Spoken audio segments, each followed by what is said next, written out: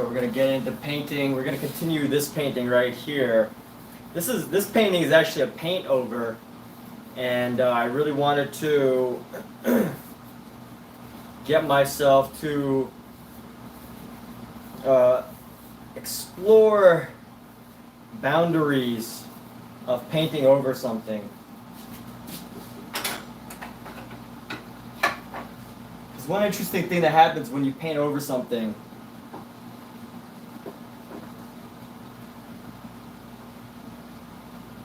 is that the paint over will get some of the initial textures, assuming that you painted with a lot of textures. So I did a really rough painting underneath, and some of the textures show through, and I find that an interesting way to paint on top of something, because it creates a whole different dimension to the artwork, or allows a whole different dimension to shine through. And actually, there's a painting underneath that I need to pop out. It's dry by now. I think it's pretty much dry. So here's my recent painting. We're going to call this one a finished. If you follow the journey on this piece. Yeah, so if you follow the journey on this piece, it's finished. I finished it the other day. And I guess you could kind of turn it a couple different ways, huh? You turn it a couple different ways and have like an effect. I love the idea of being able to paint something and you could see it, you can like turn it to different angles and let people kind of come to their own conclusions of how it was originally painted. Now obviously if you watch this, you can see how it was painted, but you know what? I never really, I'm not going to say never. Never is probably the bad term to use, but I love the idea of someone was to ever purchase my work and then they make the decision that it wasn't meant to hang this way. It looks better if I hang it sideways, and when they make that decision, they do it rather than letting the artist decide, because I think it's a bit of a collaboration between the artist and the person who purchases the art.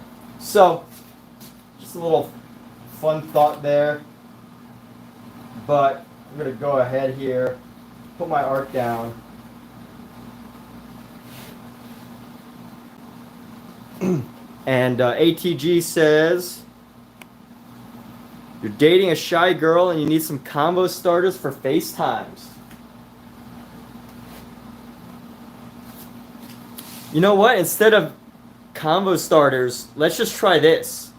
Let's just practice asking questions. Just ATG, just like, obviously don't pretend, I'm not asking you to pretend I'm a girl or something, use a hypothetical person, but just practice asking questions. Like, if you're interested in this person, just practice asking questions. No yes or no questions. Practice asking questions like, how's your day? What did you do? What do you think about Naruto? What do you think about the Barbie movie, right? I don't know. Yeah, like, practice asking questions. That's the best advice I give for you. Now, obviously, you don't want to totally interrogate her. You got to feel her out, right? Like, sometimes people are just shy. They're horrible at conversations. But if they're open to it, since you said you're dating her, she's obviously interested in you enough that you can kind of talk to her.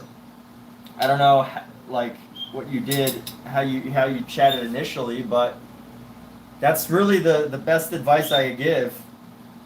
Rather than giving you specific ideas, let the conversation flow naturally.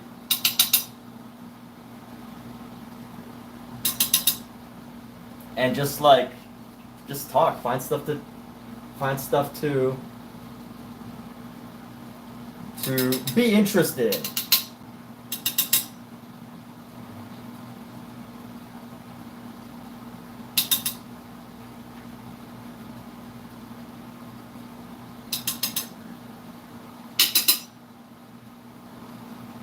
Like, you know, my girlfriend and I, we've been together 7 years, and we still, like, pretty much every day, we're like, oh, hey, what were you up to today? How was your day? Oh, how was your friend, whatever? What's going on with whoever?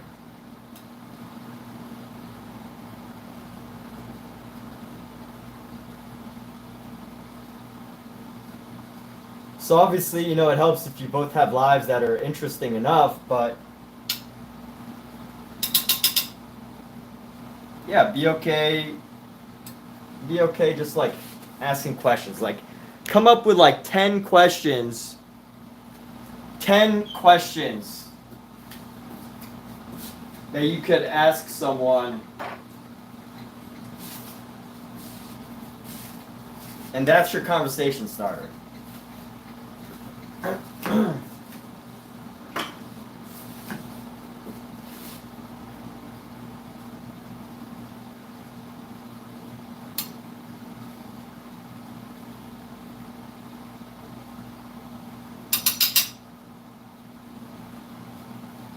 That's your conversation starter, buddy. And then like, you know, learn how to ask follow-up questions. You know, oh, so you like cooking shows. What's your favorite cooking show? Hey, all right, ATG's birthday. What's going on, Mark? How you doing, my friend? So I'm working on this piece, but yeah, happy birthday, ATG. Wish you the absolute best on your birthday. Hope it's a wonderful one. And here we go. We've got some paints. I'm gonna go into this, and some of my paints have started to dry, but hopefully we can get just a little bit more use out of them. A little bit more use before they're totally dry.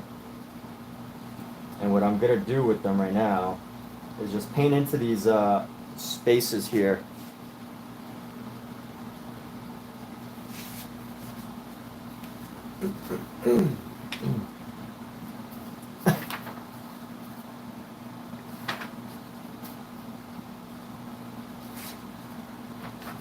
Yeah, Mark, what do you think? So, I don't know if you were here, but ATG says he's dating a shy girl and he needs some conversation starters for FaceTimes. And I basically said, you know what, don't worry about the conversation starters, just, you know, come up with questions that you would be interested in hearing from her. You know, you don't need to pre-plan it, right? But just rather than pre-planning, think about things that could have been good in her life recently, and let that help to guide your conversation. And I was saying how my girlfriend and I, like, you know, pretty much every day we're doing different things, and we ask each other like, oh, hey, you know, how you doing there? Oh, what were you like? Sometimes I don't even know what she does in the afternoon. Yeah, exactly. So ask them questions about themselves, what they like. You know, my girlfriend and I live together. We've lived together for many years, and you know what? Some days I don't even know what she was up to. So I still need to find out. Maybe some might say that's not a good thing. I don't know. I personally don't need to know everything she does every single day. But yeah, there's a lot of times when she has to fill me in on what she's been up to. I feel like it sounds bad to say that, but I don't know. We're still going great.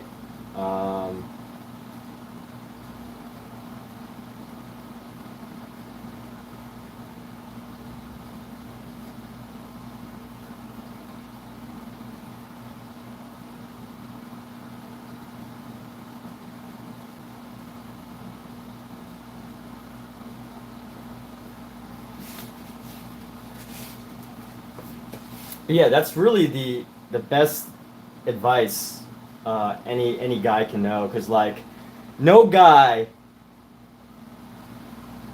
very few guys can actually give you any advice like on women, in the sense that like women are pretty complicated, right?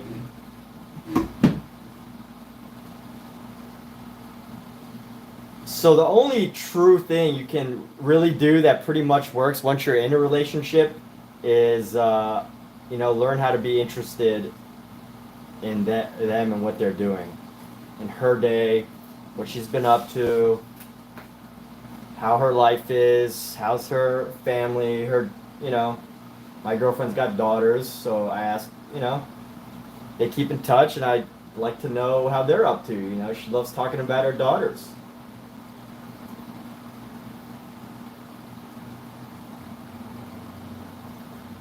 Her brother.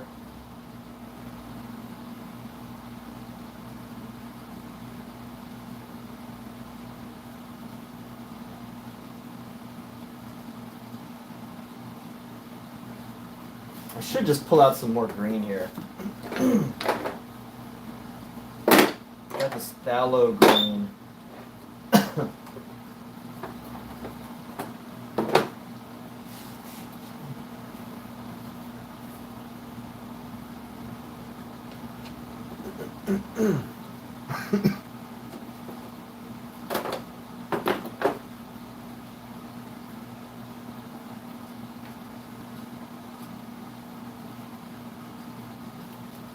And I think this phthalo green's a bit bright, so we're gonna darken it a bit, and we're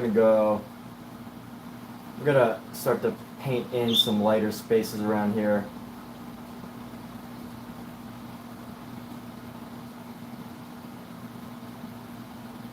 Paint over some of the spaces that I've pretty much already worked on, and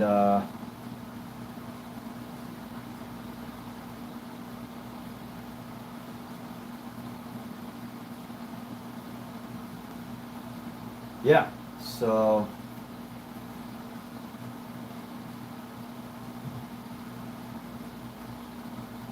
here we go.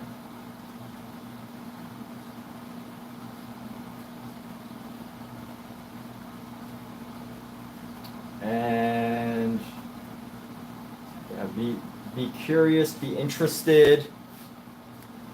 Show them that you care. She's really nice and you're interested. Act interested in what she does and what she thinks.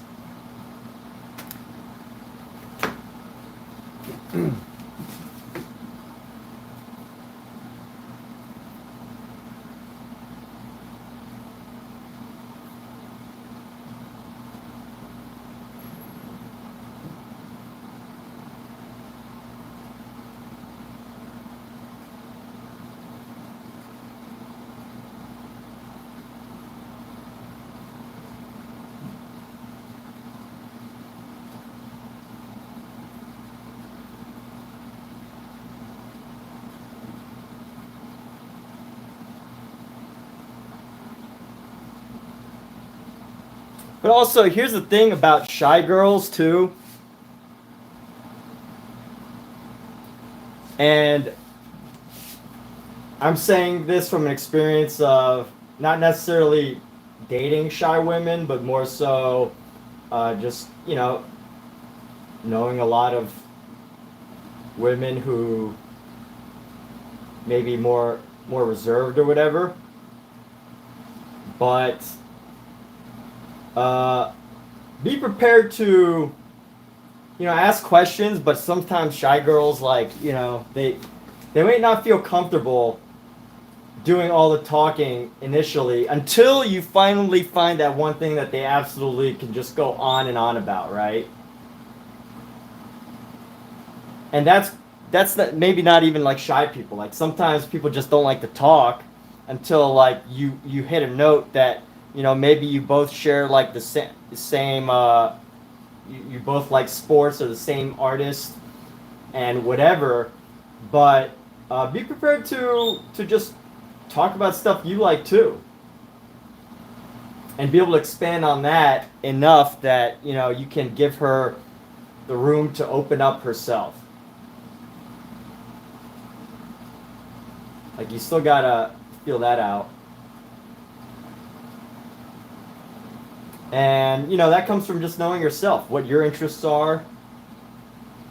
Art, YouTube, video games, those are just some of my thoughts. But ultimately, you know, you must carry the torch here. And yeah.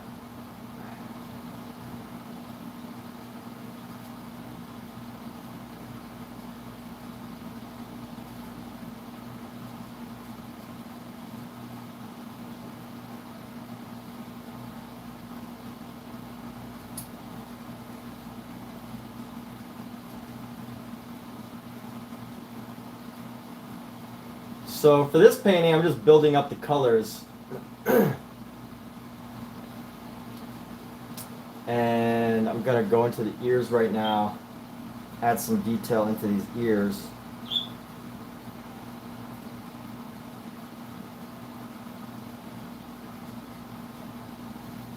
I'm gonna go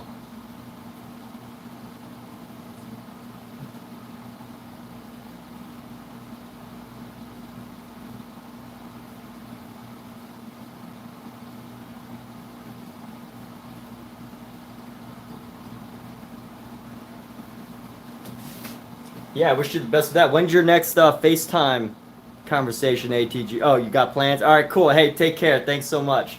Thanks for tuning in, ATG. Act interested, because that's acting. Show that you're interested. Yeah, I mean, you know what? Sometimes you gotta fake it till you make it, right? And you know what? Sometimes, like, the best thing is to, like, be, as you're saying, be authentically interested in the person, but the reality is sometimes you do have to fake it, you know. Now that's not a good way to do it all the time, but I think sometimes you do have to act interested. Sometimes you do have to, you know, until you do find that common ground, right? How do you charm people? How do people charm people? It's by being interested.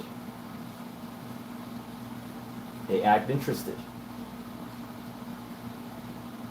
Even sometimes when they're authentically not, right? I guess. I don't know. Anyway, let's keep going with this. I might be talking myself into a hole here. But that's the beauty of what I do. Is sometimes I say things that are smart, and sometimes I say things that are not so smart.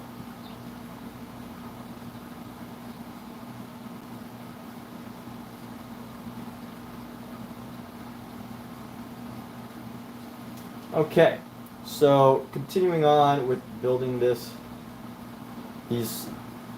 faces here, and really what I'm doing right now is just layering on these other colors that help to establish these shapes a little better.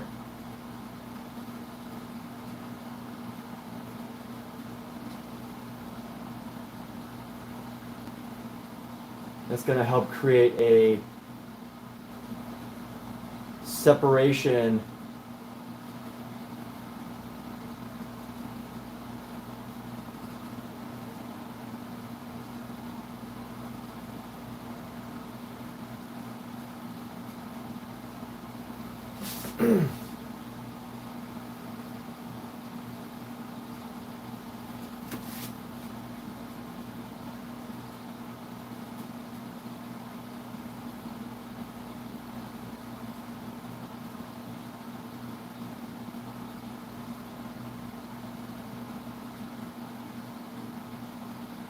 I don't know where I was going with that, what I said about separation, but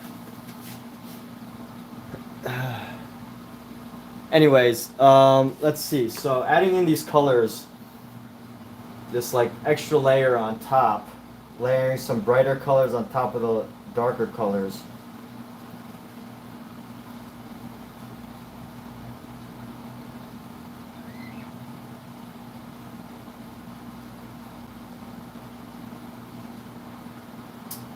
And, you know, fortunately, I feel like I don't have to ramble as much because I don't stream on TikTok anymore. My streams are exclusive to YouTube. And I constantly felt like I had pressure to just like ramble and just talk about just say random stuff when I was streaming on TikTok, but I don't feel the same way when I stream just for YouTube. Although I feel like I've gotten into that habit of doing so, I don't necessarily have to. I need to remind myself of that. Because TikTok would give me violation warnings for not like being active enough, even though my hands were moving while I was painting. TikTok would still give me these notifications like, hey, you know, here's a warning. We noticed that there, and again, my hands were moving in the painting, but they're like, we noticed that you weren't active and there's no talking in your stream right now at this point, at this very specific 2-minute gap. So we're going to give you a warning, and if you do it again, you know, we're gonna like mess with your algorithm or whatever. So I don't really like that about TikTok. They really they don't have their detection system together. And eventually that went away, but only after I like started talking a lot. So anyway, either way, you know, I kind of like it because it helps to make things more entertaining. I like this idea of allowing my stream of consciousness to kind of flow through not just my artwork, but also through my live streams. Like a stream of consciousness-esque type of stream. So that's all part of the creative elements. So part of the art.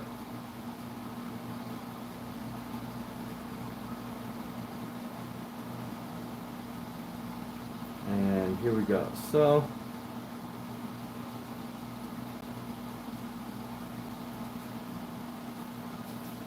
hopping on into there.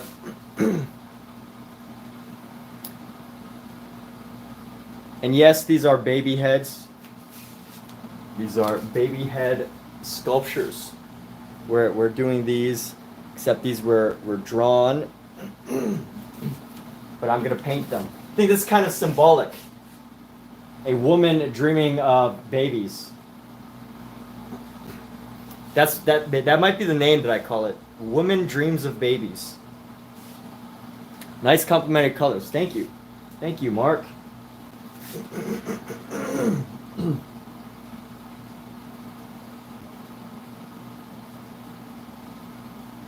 Yeah, super amazed by your paintings. I hope you do share about your progress and your success with them. Actually, I can move this camera closer. I don't know why it's so far away. Let's see. Ah, here we go. That's a little better, right? Enough of the back of my head, more artwork.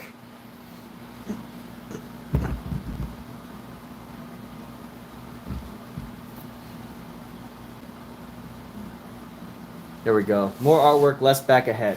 Should have thought of that earlier. All right, so here we go.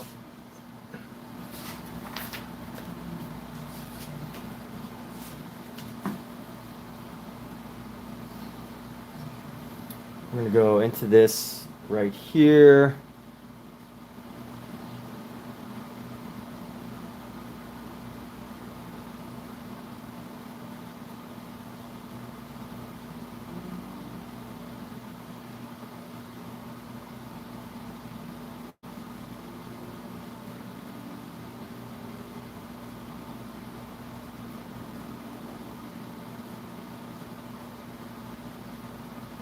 And we're going to go around like so, but, you know, we're going to use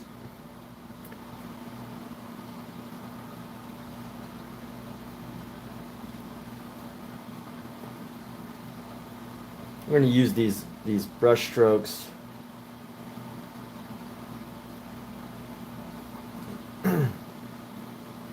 It's amazing. One thing I'm usually surprised by is just how, like, when you really dive into painting, there's so many things that can affect the look of a painting. Literally from your every brush stroke and like the angle that you do the brush stroke can have an effect on an area.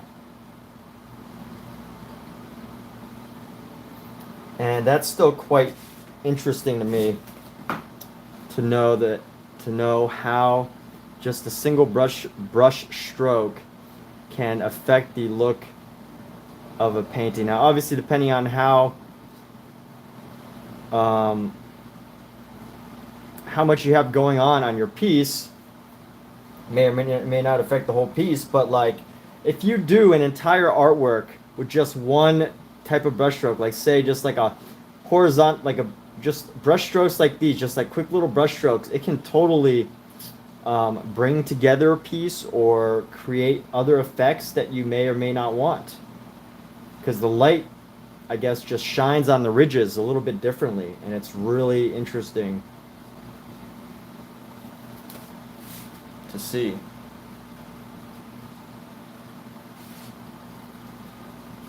So Mark, how long you been painting for? What's your painting background?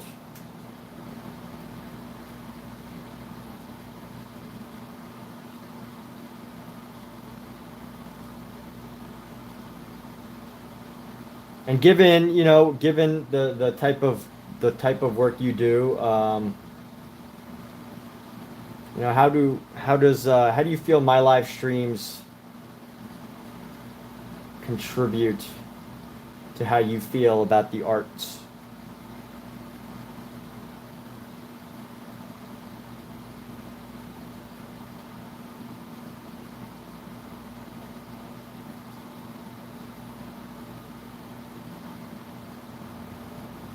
All right, so let me get this ear here.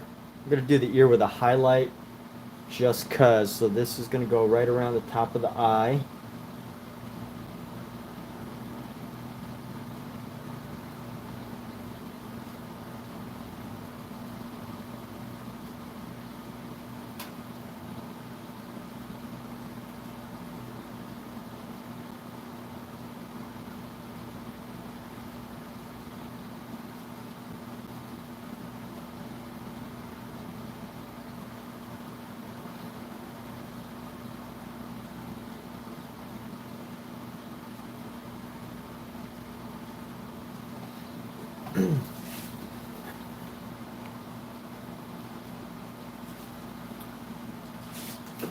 Let's go. Yeah, I guess these colors are complementary.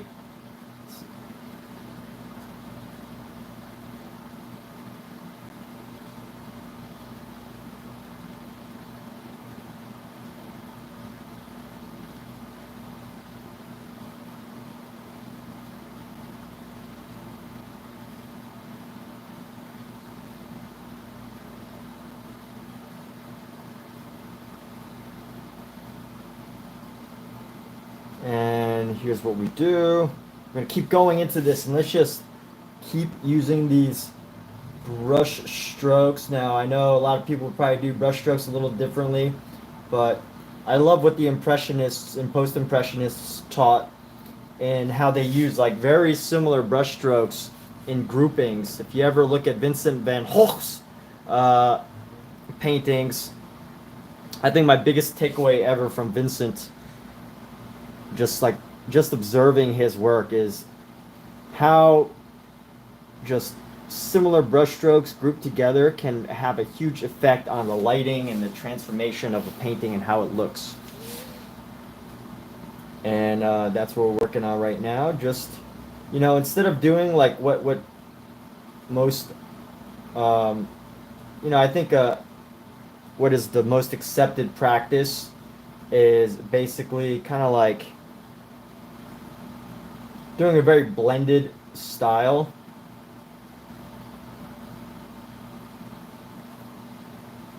Which, it's really hard to see the style of brushstroke that I'm doing here because I'm not using multiple different colors. But I think where that style really shines is when you can use multiple colors. But for now, I'm just looking to build up build up here. Fill in the space because a lot of this this under the colors underneath are still kind of peeking through. So I'm just working on building the color on top of it.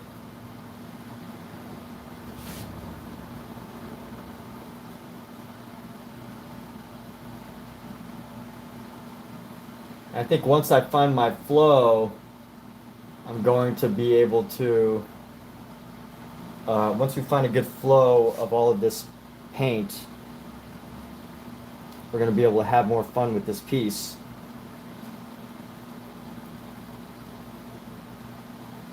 I mean, I'm already having fun. Who's having fun? I'm having fun. And I hope y'all are too. But it's like, maybe I'll use my left hand a little bit. Let's swap up for our left hand. Give our left hand some practice, right? We gotta show both parts of our brain some love.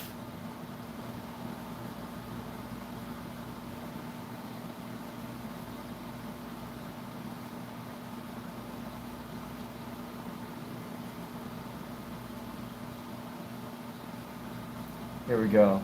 So color this, get that. There's the head. You know what? Maybe I'll go into the areas that have like these gaps. And we're just gonna paint into them. Not really let the shadow overtake too much right now.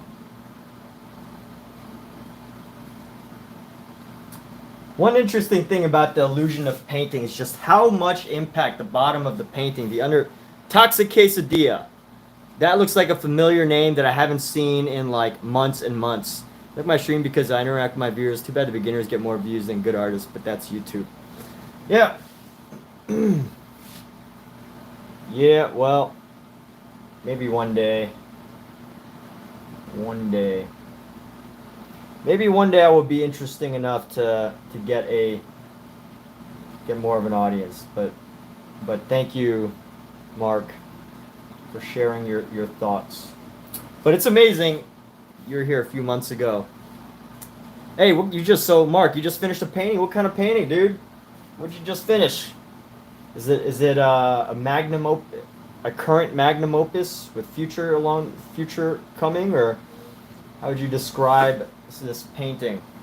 And Toxic Quesadilla, what are you up to? Right now, I am looking to build this painting with my left hand. And thank you for tuning in. I know it's been a minute. It's amazing when I have return viewers.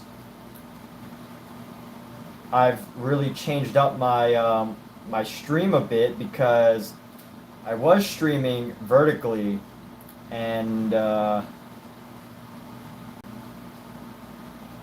know what? I was streaming vertically.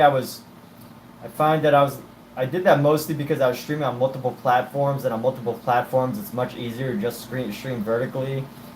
And YouTube was really wants people to be streaming vertically, but you know what? It really doesn't lend itself to giving the whole picture view art-wise.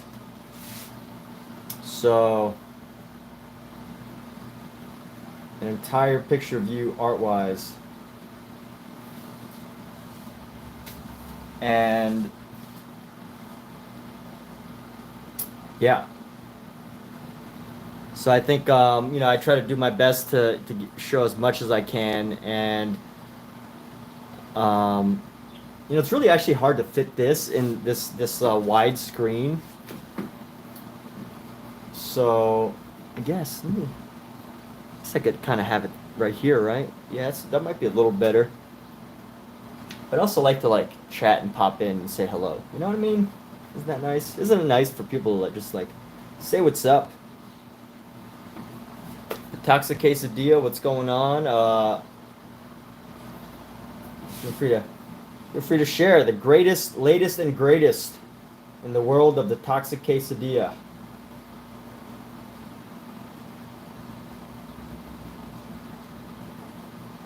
I don't exactly remember too much. I think you were probably here for one of my drawing days, one of my drawing streams.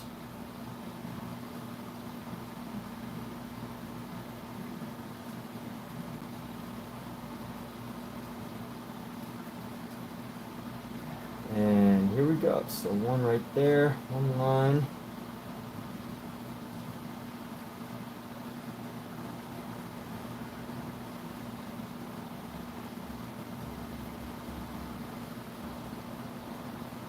And you know what? I guess I could do it later.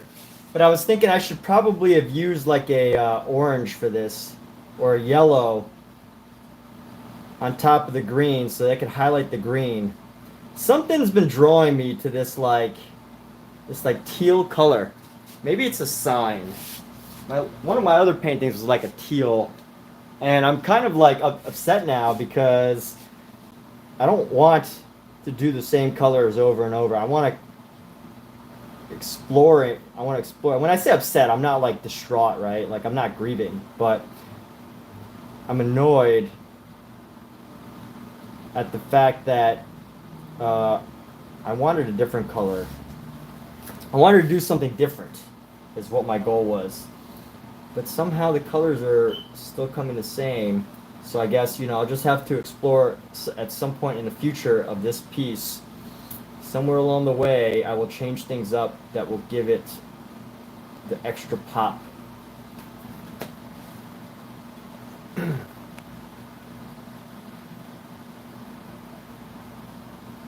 You haven't been up to much, but you feel like painting too nowadays. What kind of paints am I using? It's the rolling foothills kind of prairie scene. All right. Well, totally. If you want to send it to my email, feel free to, and I'll share it on this live stream by sharing my phone. So if you still have my email, feel free to send it on over, and I will share your stream or share your painting on my live.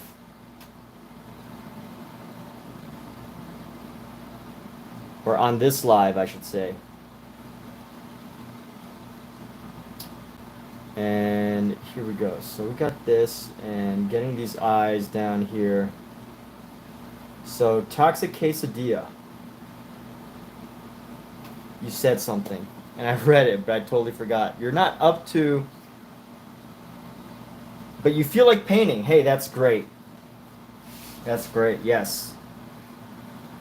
Get into painting. What's been? Have you? Were you painting before, or do you just feel like you want to paint like now because, the live stream? And I will tell you about my paints in a second, but I'm kind of like in the zone for this one specific part of the head right now. I just want to kind of get some of the space first. This space has like so many little gaps, and I want to fill them in.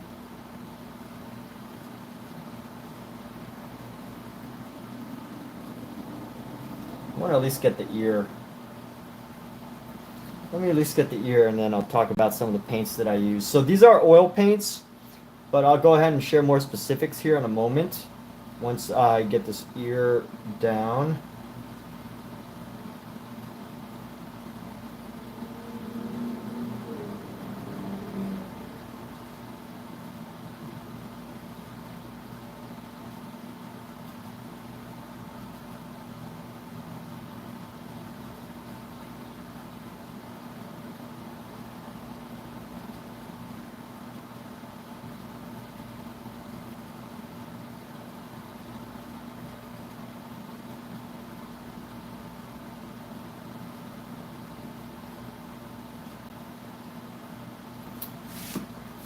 Okay, so what types of paints do I use? Let's answer that question. Yeah, Mark, I'd love to see what you just finished. So what kind of paints do I use? These are oil paints. I got these Williamsburg paints from a friend as a gift, and I really like them. I like them so much that I haven't really used them as much, but when I do finally lay down some Williamsburg paint, they feel fantastic, and they've got these beautiful colors. Like, these are just like colors that are very specific that I also haven't had a use for, but I also didn't want to mix them because they're such great original colors that I want to use them straight from the tube. So I haven't used these as much I've used a couple of the colors, like the blue and the blue, the white, a little bit of the ochre. But I gotta say,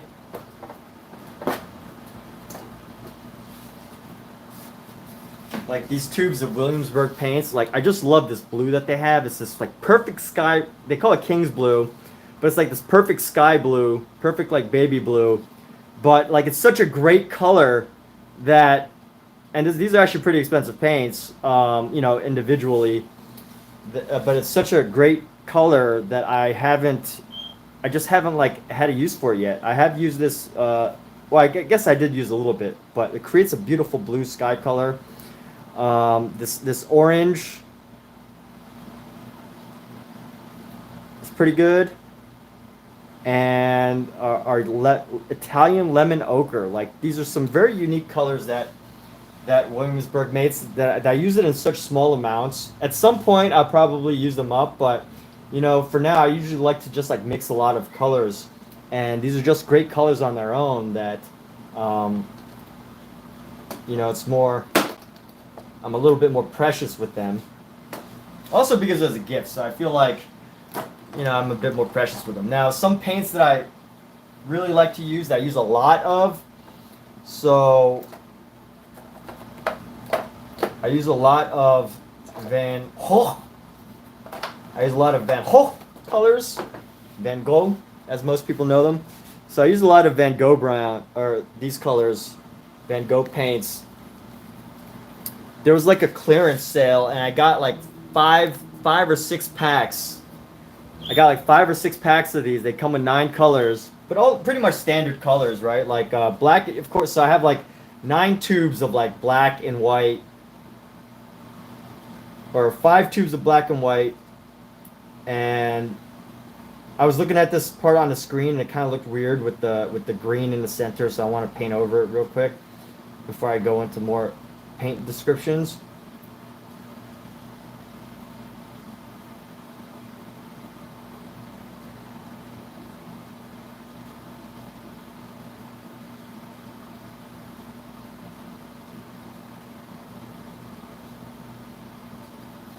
So yeah, it was distracting on a screen because I could see the color was way too different in the center. It was bothering me.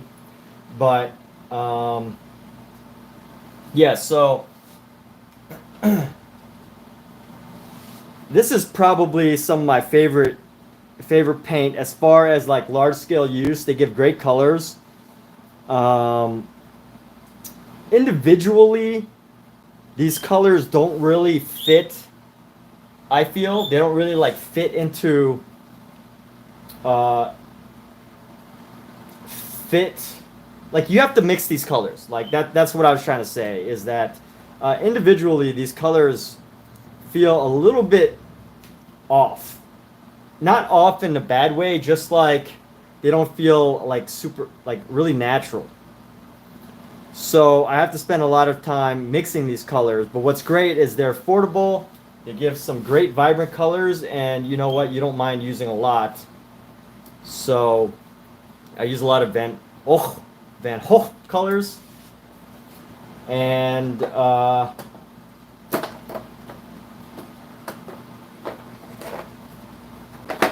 let's see. One other thing you can do.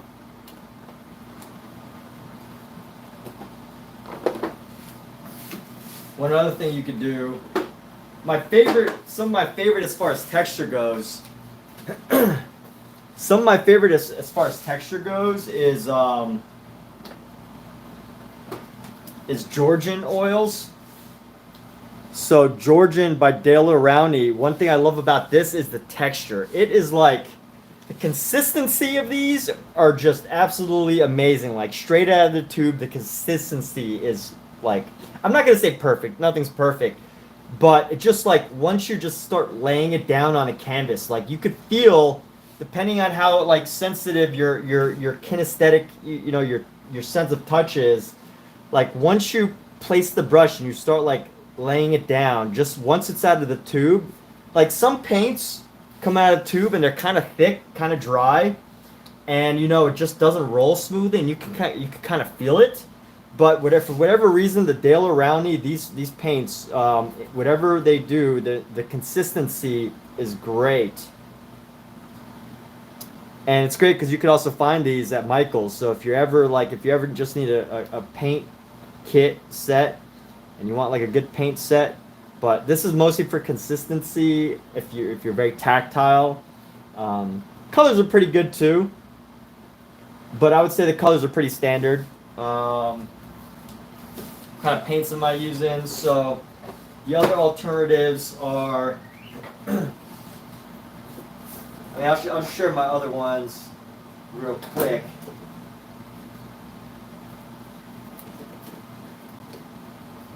A couple other alternatives.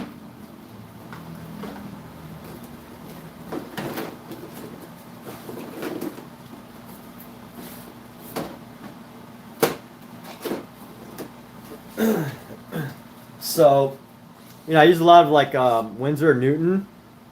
These are great for colors because you get these pretty readily available at like Michael's. I shop at Michael's a lot. That's where I get a lot of my paints, either that or online. I get some stuff from like Blick, but I use Utrecht artist oils. You get a lot of these on sale. They call them imperfect tubes, which if you're ever searching online, look for imperfect tubes of paint to get them on sale. So you get like huge tubes of like these tubes of Utrecht for super discounted, because sometimes what happens is they like put too much oil or not enough oil, I guess, and they're considered imperfect tubes, and they can't sell them, or they choose not to sell them individually full price, so you get them like for a huge discount. And as far as I know, it's not that they're like, there's nothing wrong with them as far as, oil paint is just pigment and oil. So whatever they put in here plus the oil, but sometimes I guess they put too much oil or whatever. They don't tell you what happens. But you know what? Like, I add a lot of oil already in my oil paints. I use a lot of thinner. So, the way I mess with my oil paints, if they had a little bit more or less, it doesn't really, I'm going to change it anyway. So, there's that. These are super readily available. Love Winsor & Newton. I use them for like my super basic colors: red, yellow, Payne's gray, black, brown. Utrecht I like because they're also easy to find, but they're pretty good quality. And then you got these two. Gamblin's pretty expensive. So there's Gamblin 1980 and Gamblin. Honestly, I can't super really tell the difference, but supposedly, not supposedly, you can just go in a store to find this out, but Gamblin specifically is more expensive than Gamblin 1980. But both of these you can find in packs of imperfect tubes. And you can get some interesting colors. So there's like these little packs that you could buy. They come in like packs of 3 or something, maybe 9 or whatever. And they don't tell you what colors you're going to get, but you get them, and they come with Gamblin 1980 or even Gamblin. They'll come in these tubes, and you get them for super discounted. Let's see. One of these tubes is an imperfect tube. Let's just pop it out. Let's pop it open and see what we get. What exactly makes it imperfect, if anything. So I can already see there's a little drop of oil here, whatever. Imperfect. All right, so, sometimes this happens even on nice tubes, but you can see some of the oil is kind of like oozing out already. So I'm guessing this is just a very juicy tube of paint. Not too bad. Not too bad. Not too bad at all. The consistency is pretty good. So I don't know, what made them decide that this was considered imperfect, but looks fine to me. So either way, we got our cad yellow mustard. And one great thing, I kind of like the surprise of getting like 3 random tubes, because when you get these imperfect tubes and they give you packs of 3 or however many, I forget, they don't tell you what color you're going to get. But they do try to add a different color in them. So, you might get like, if you order a couple packs, you might get like 4 4 packs of like black tubes. There's a black tube in every single one, or but you know they also try to mix in like these unique colors that I might never really think like cad yellow medium or cad yellow medium. I might just get regular cad yellow. So you know I like that surprise of getting a color you might not really expect. So that's a little rundown of some of the paints I use. I have another set. This is, I haven't even opened the box yet. Let me see where it's at. It's all the way at the bottom of here. I haven't even opened it yet. I don't know when I will. One day, I will open this set of the limited edition 160-year anniversary set of Lucas. I haven't really needed any of these colors yet. But one thing I like about this set is it doesn't include black. So let's see, 1, 2, 3, 4, 5, 6, 7, 8, 9, 10. So you get 10 colors, but there's no black in here. Supposedly this is a really good brand, but I haven't tested it yet, so I can't really vouch for it. But I think I got this on sale too. But I am excited to open these one day. One day, I have so many colors to go through. But I should use these oranges. Because I'm horrible at mixing orange and purple. Oh, this is ultramarine blue, but I'm horrible at mixing the color orange and purple. So maybe one day I'll figure out, you know, I'll pop these open and use them. But that's a little rundown of paints. There's all sorts.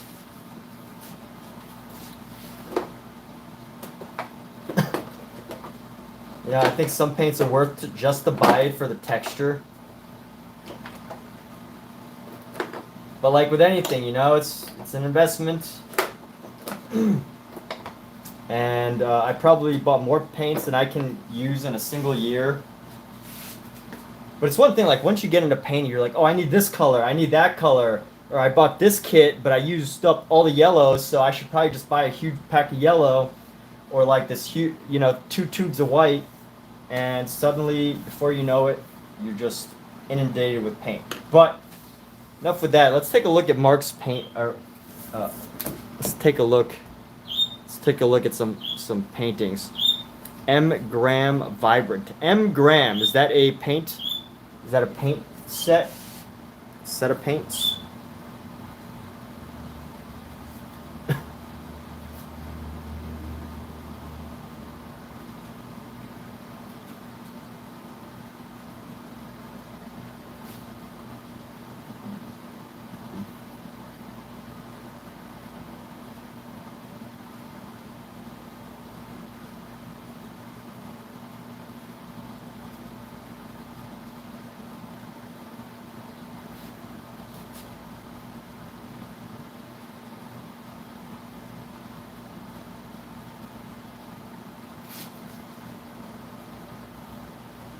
All right, Mark Dietz.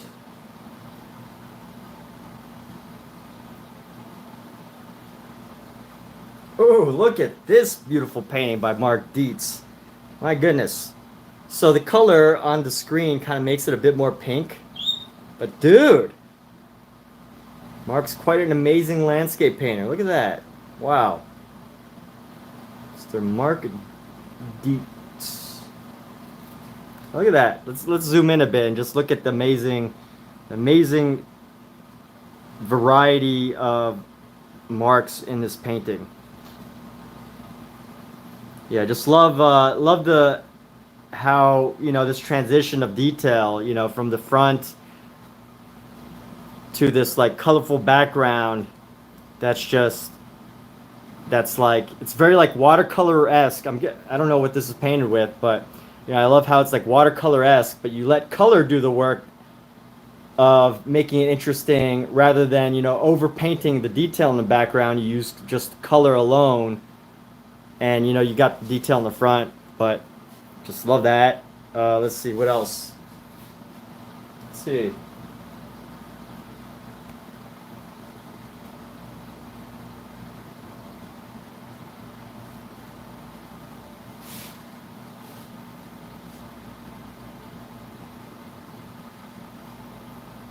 Yeah, and here we go. All right, there we go. Mark sure loves nature.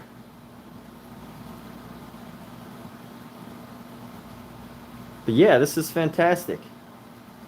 Very cool. Love the ripples, the use of color in ripples, and yeah, and I like the idea that it's kind of like, blurred along the side with the focus and color, all the tension on this elk. Very nice. Amazing, dude. Thanks for sharing these and making these in a thing for us to observe and look at.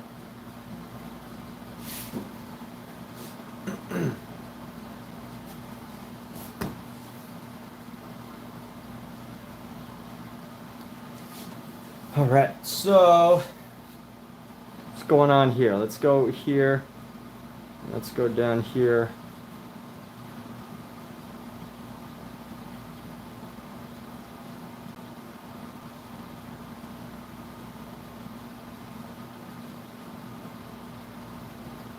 So Mark, if you don't mind me asking, what state are you painting out of? What city? Or you don't have to tell me what city, but like what state? I guess we kind of derive a lot of information from people's states, but I'm just curious. Like, actually, you don't have to tell me that. Even that, I'm just kind of curious. Like, I guess you could paint nature from anywhere, but it makes me wonder. If you live near a lot of nature, or whether you just love painting nature and you live far from it. But to see art that's so passionate with a specific subject matter does make me wonder about how close you are to some of the source material.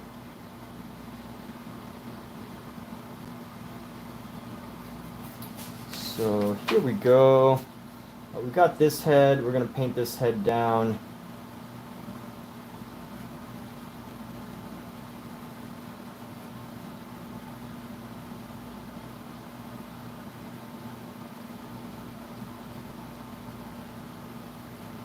And this should be totally black, not colored, but we're going to add just some of this in anyway.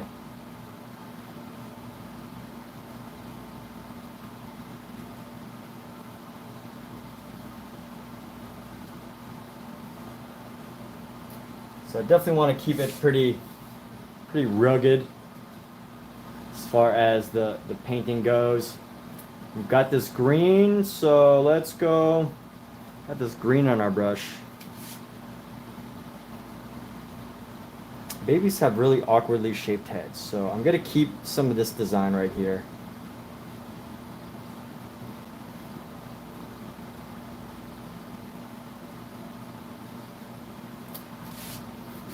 And let's go. Let's lay down the rest of these color.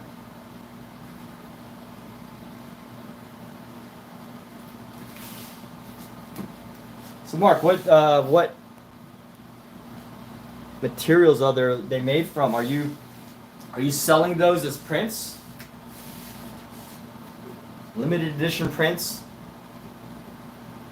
Can you believe I got my air conditioning at like 69 and it's still warm in my apartment? Alexa, what's the temperature outside right now? Right now, it's 95 degrees Fahrenheit. It's 95 degrees. That's why my apartment's still hot. If I turn it down any colder, my air conditioning is gonna overwork itself. Or you know what's gonna happen? Actually, I shouldn't say this, but I'm gonna say it anyway because I've already started to say it. But my girlfriend will probably come home if I turn my air conditioning down. She's gonna come home at just the right time when it starts to cool down outside, and she's gonna say, "Why is this air conditioning so cold? It's cold outside." But I'm gonna, just to be transparent, I'm gonna tell her I said that when she gets back.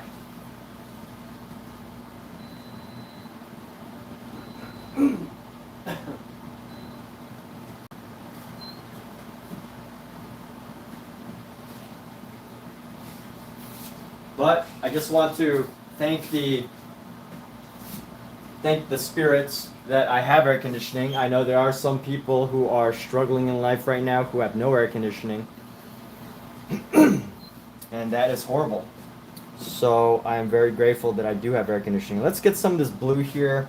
I'm gonna mix it with some, let's get this blue with the black. And I want to create like a darker blue here.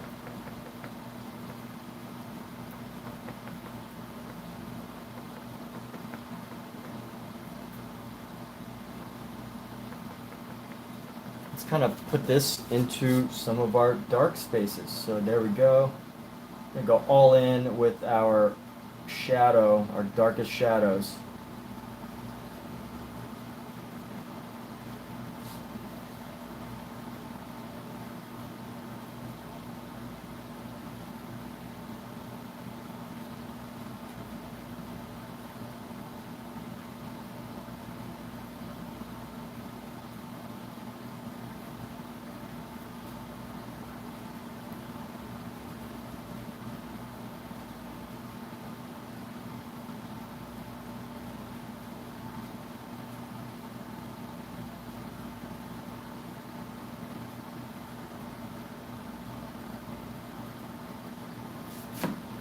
And there we go. Let's go right under the chin. We're going to use the same color, go right under the chin for this shadow.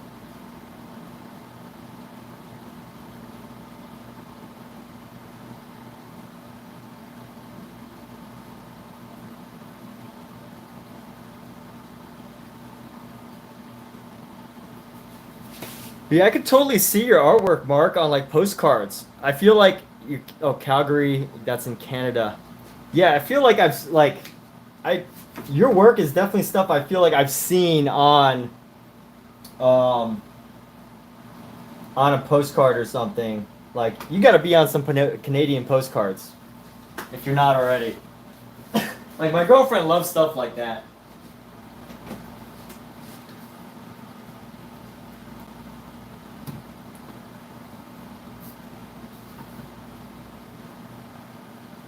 Like, this is a piece, I didn't paint this. My girlfriend has this piece. This is her. She likes like nature, like Vermont nature-y stuff. It's amazing. This is an oil painting and it's held up so well over many, many years.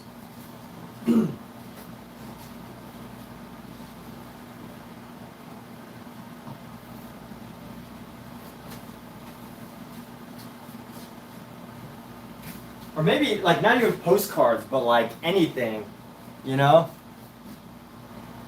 Oh, I didn't look at, I thought I should. Okay, let me see. Says, I don't look at the one you did today. There were 2 emails. Okay, let's take a look.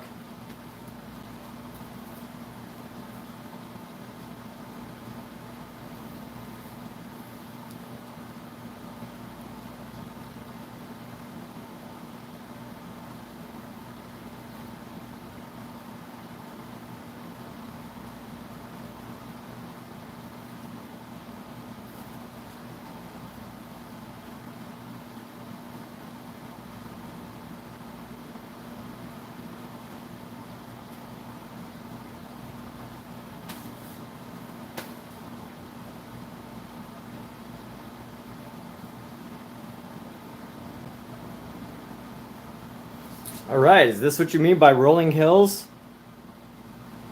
Yeah, very nice. Look at that. Wonderful use of light and everything. Very cool.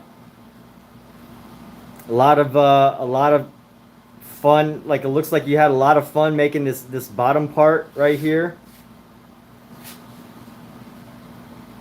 With all of the detail in the front. Very cool.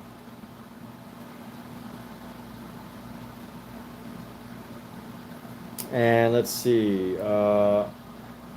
Ooh, my goodness! This looks like concept art for like a hunting video game or like a video game that takes place in nature somewhere. Very neat. Yeah, boy. Love this like this ice floor. Very nice.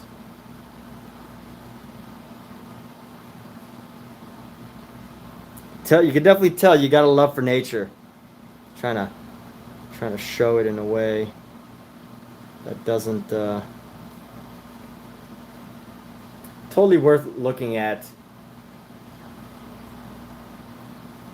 Yeah, really like the detail of the horizon or over the horizon, just seeing a little bit of light come up from behind.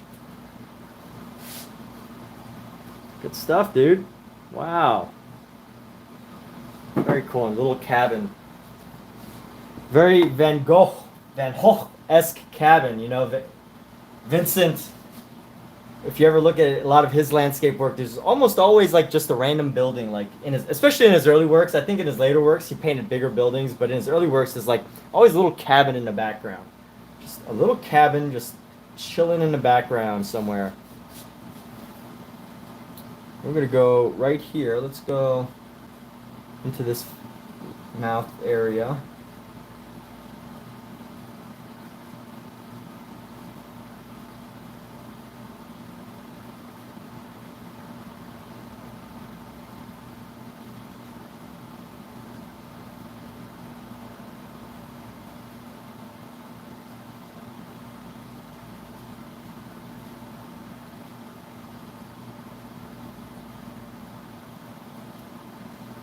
You know, we could kind of just paint through this.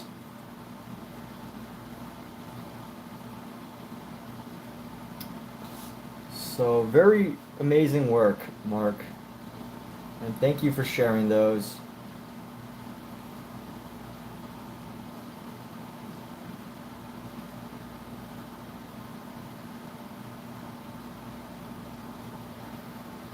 You know, one great thing.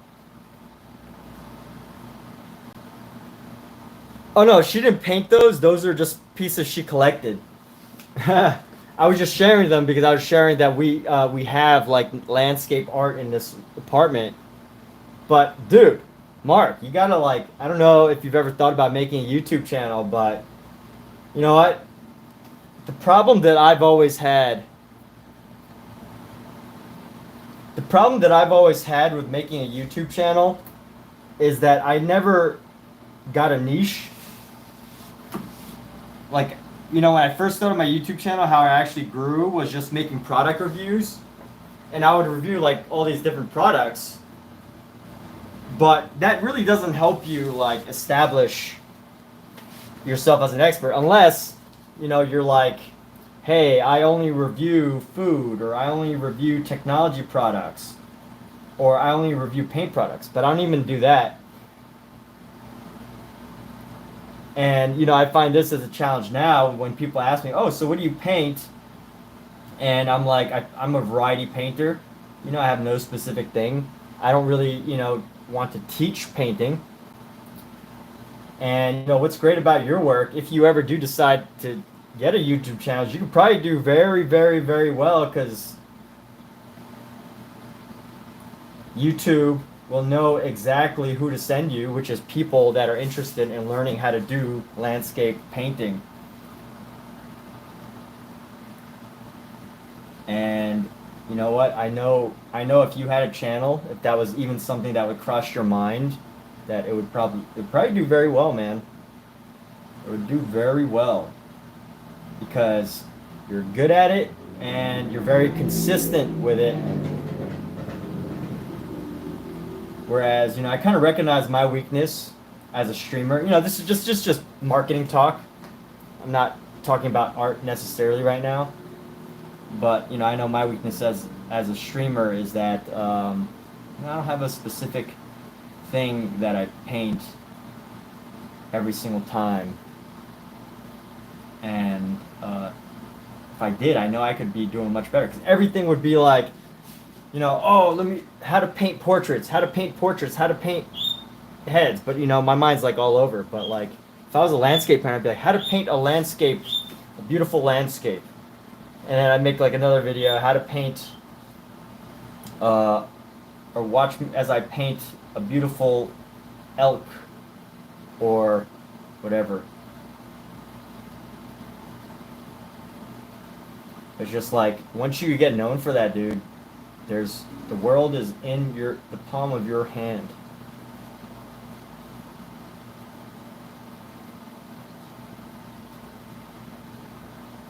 So that's amazing that you have that specific type of art that you are really passionate about and really good at. You know, passion's one thing, but you know what, talent. I mean, talent. I've definitely seen paintings where that kind of make me question the idea of whether talent can be taught. You know, I have seen some paintings like that you know make me question my beliefs. But I think you know, at least your work is very good, and you definitely find people who would love to learn how to do what you do.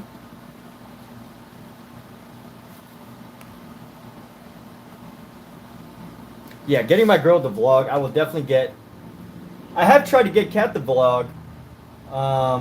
I've definitely tried to get her to vlog before, but she just can't stay consistent with internet stuff. It's not her thing. It's not like her forte. She doesn't really like spending time doing stuff that requires a lot of technology, and I don't really blame her.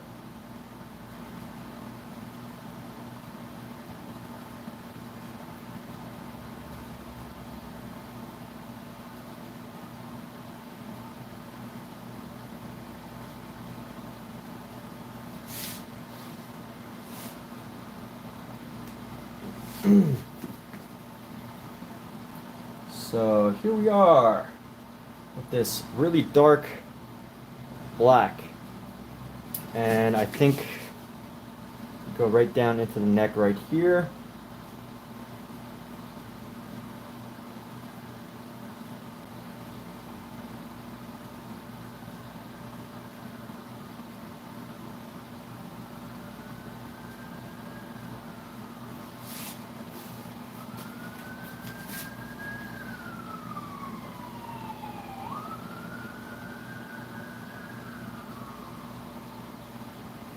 Yeah, seriously, Mark, I mean, I think if you started a YouTube channel and you like focused all of like the titles just on landscape painting, you would do so well. You would do incredibly well.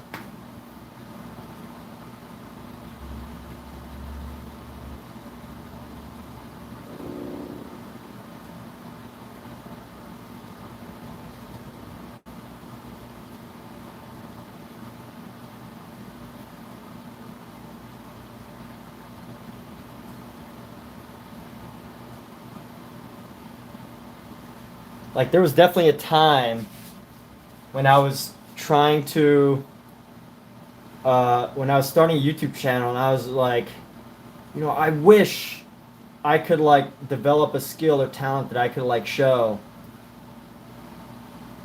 And you know, eventually I came to art.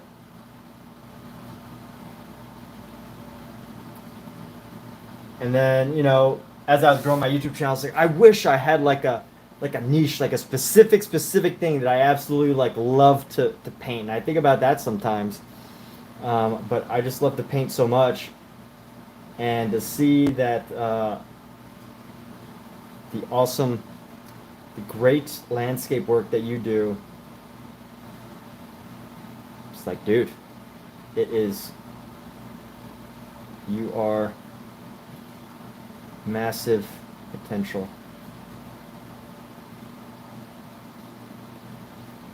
And when I say massive potential, I mean like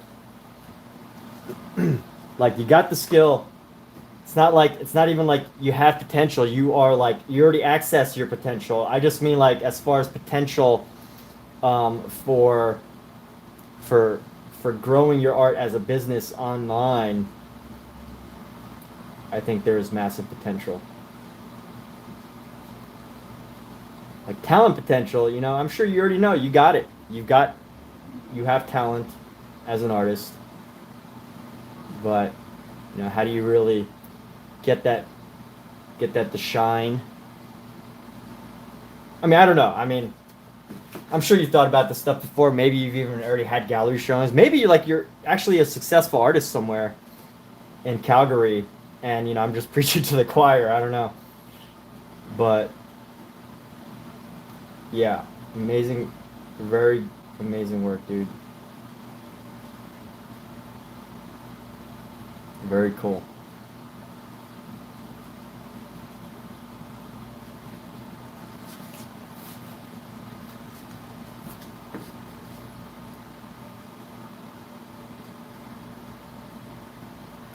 So here we go.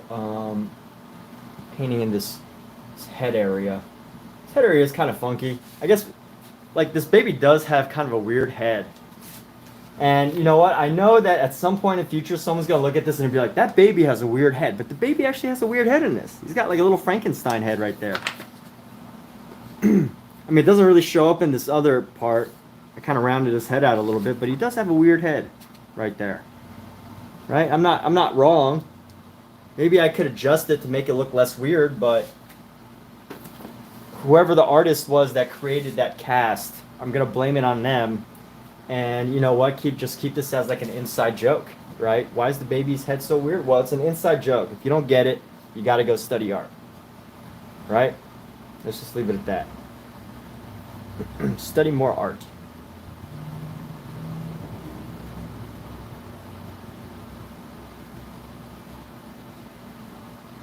So here we go. I'm gonna go into this piece. And let's go into this ear right here. Right now, adding the shadows.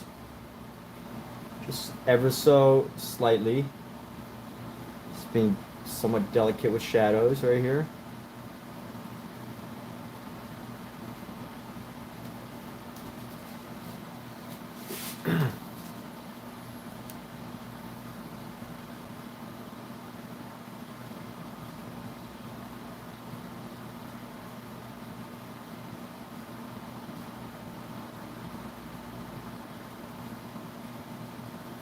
Yeah, I just stream from my phone. Like, I think it's so much easier to stream from my phone, but yeah, I don't know. Speaking of talent, I just as long as people are having fun, and the thing is, like, you know, I guess there's always going to be a market for like art that's not trained, right? And sometimes I like to just loosen up my work and make art that feels untrained. But like, there's like great art that's like expressive and untrained, and then there's like just a very untrained attempt at art. And the more I look at work, you know, I don't like, I know people in the art world are very sensitive about criticizing work, but there's definitely art that I see and I am just like, mm, they have to get very, very, very good at marketing if they want to do well. And if, you know, if they want to do anything beyond a hobby.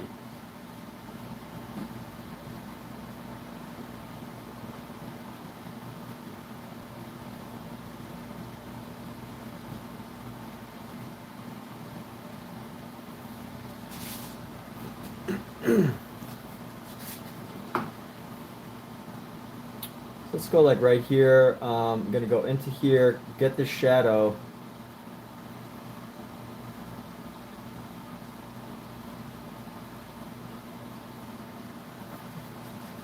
Oh, okay. And let's go a bit into the head here. We got this head. And we're gonna go right down here.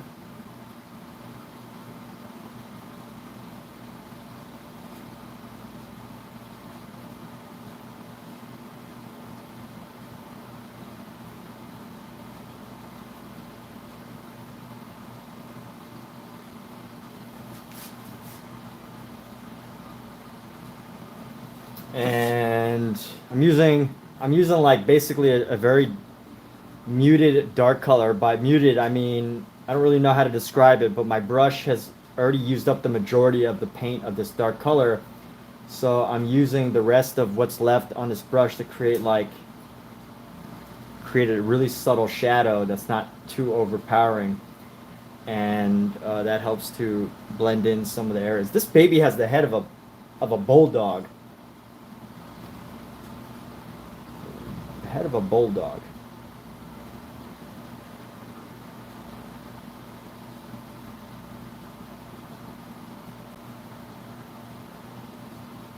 Like, I think at some point I will, you know, go a bit better with these details. But for now, I'm kind of creating the initial outline here. Initial outlines. Let's go like this.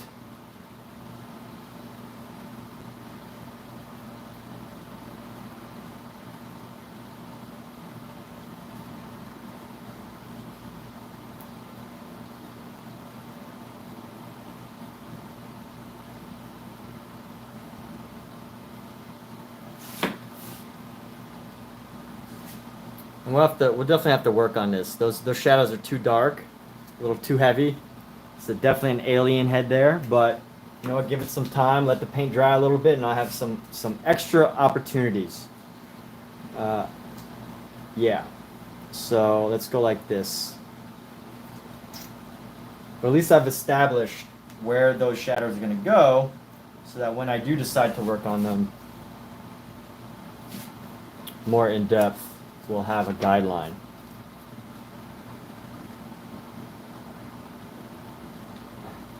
And that's one thing that I really admire in some artists is their ability to, and this is something I've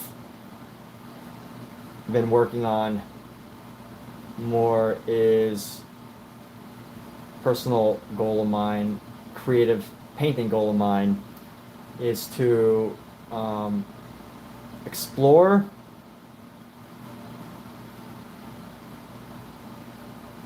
the use of color variation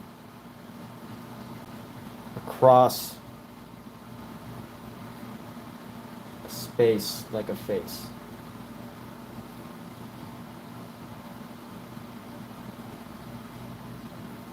There's a cute little nose, some little chubby cheeks.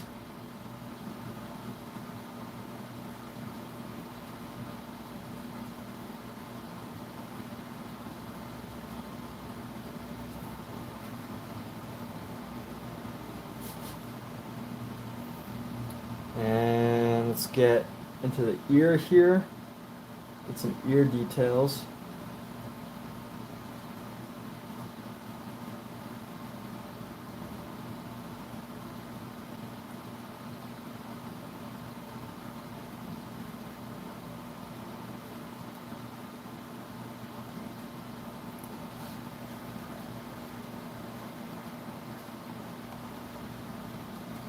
What's up, Kitty Corn? I am talented, Emmett. Not sure what niche would be for me. Perhaps write hashtags to attract those. Yeah, I guess I could use more hashtags. Thank you.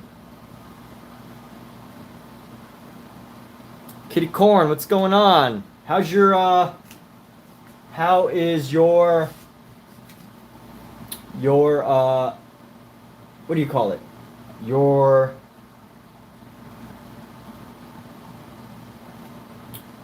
what do they call it? How is your comic book coming along? You had a comic book, right? Is that your thing that you were working on? Comic book? Have you made any progress? I hope you made some progress. I like to keep my viewers, people that come here, accountable.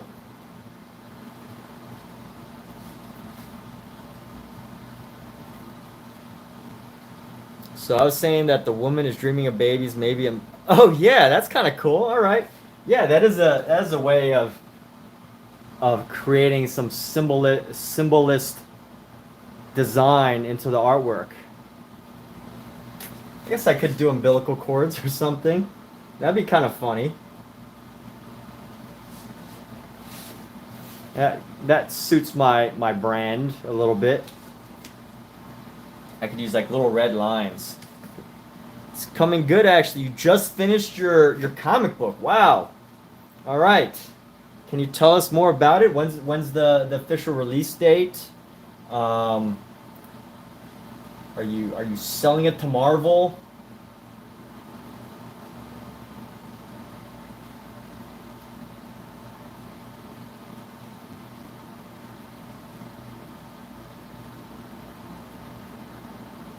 You selling it to Studio Ghibli?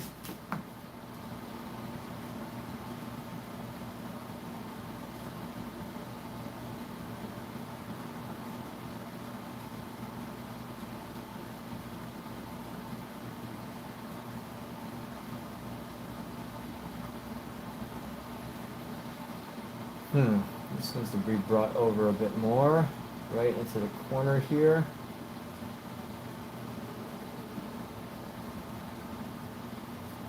All right, let's do this. Let's go into the head here and add this really dark shadow along the head spaces here.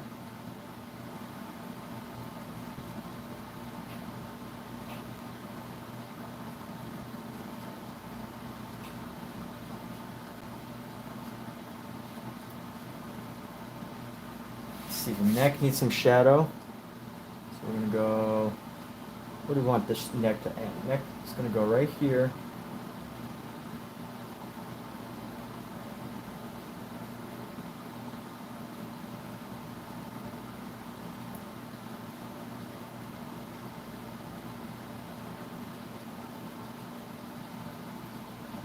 A little bit chubbier on this face. A little bit of a chubbier face. There we go. Needs more color, shadow. And let's see. So we're gonna have some really dark shadow coming out right here. I see. This is freshly painted, so it's a little wet. So I'm not gonna get the same shadow effect as my other area, but at least we can create it.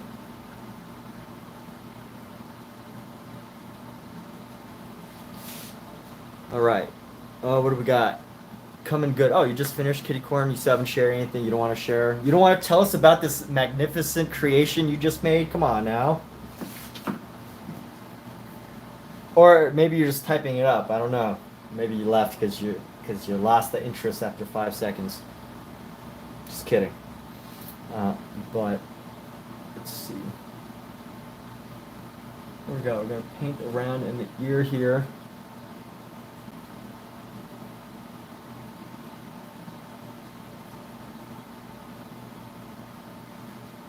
And we're gonna go right here.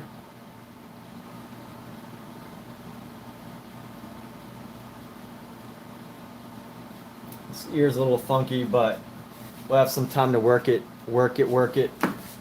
Let's get this nose. So, be a little nose here, cute little button nose. Give it the shadow. Right into here.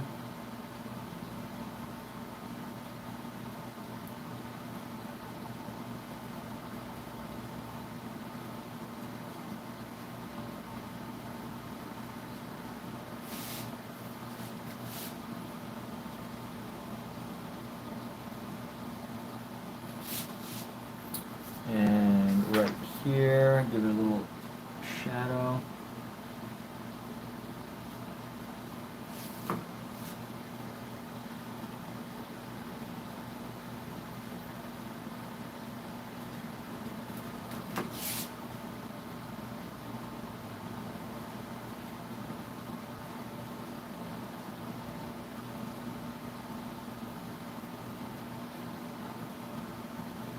Okay. And what we've got is on this piece, we can totally go around a little bit and create some shadow.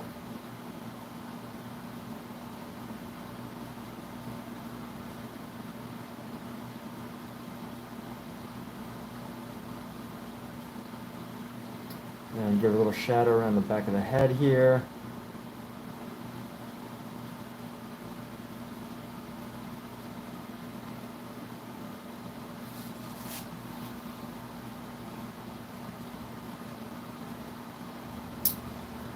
All right. Whew. Let's see what needs to be done.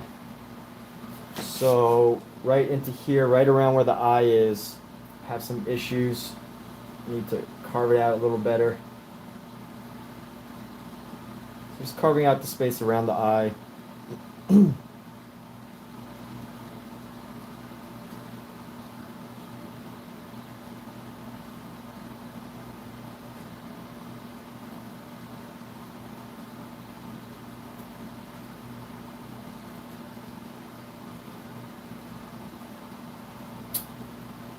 And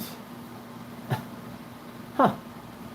All right, well, we've definitely enhanced the details on this up to this point. I know I can see some areas that I'll have to work on eventually, but let's go and work on her. There's definitely a lot of work that needs to be done with her. I was trying to do this one with a more, like, be more loose with her as far as her overall look goes, but I think if I'm gonna paint loose, it's one thing. If I'm gonna paint super loose, figure like a loose figure, I have to be like fresh and ready to paint. Whereas if I like paint, if I've been painting for a few hours and then I want to do it, it just doesn't work out. For whatever reason, you know, when my mind is tired, I do better with stuff like this because I can kind of just like be a little, not lazy, but, you know, I kind of like let my mind just chill and just kind of like do little details here, little details there, fix this detail, fix that detail. But I feel like when I'm trying to paint very loose and paint like a figure like this, I can easily get lost.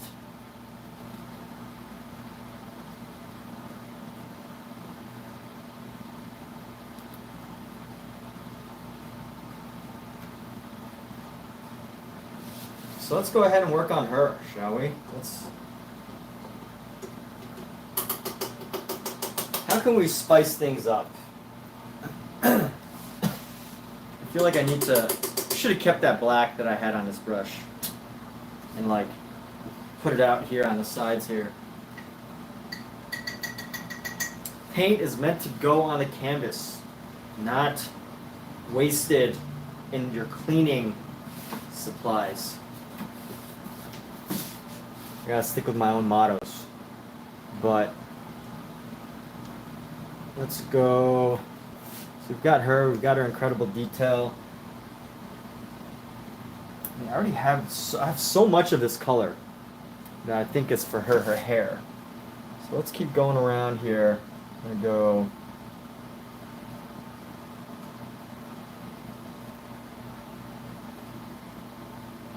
So these are some highlights. Go highlight around. We're going to go some highlight right here.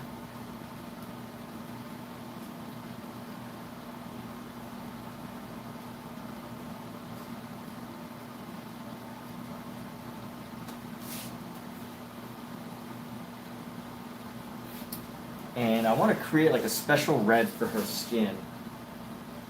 I don't know if I necessarily want this brown.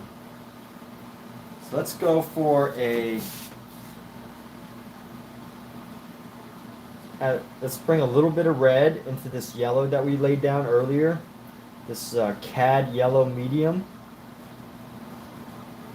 Let's see what we come up with. Oh my gosh. Somehow, I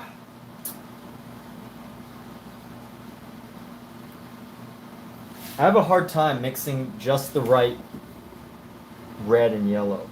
I've got this fiery orange now, but I feel like that's not going to go well with the skin color because the hair, or it's not going to go well for as far as the skin goes for the hair. I'm trying to think. I want to create like this little contrasting thing. You know what? Let's add more of this yellow. Maybe that's the secret. Needs more yellow. Let's go like that. So we're gonna go highlight around here. Why is this person orange? Because she is. Alright. So there we go. Pop this up like so.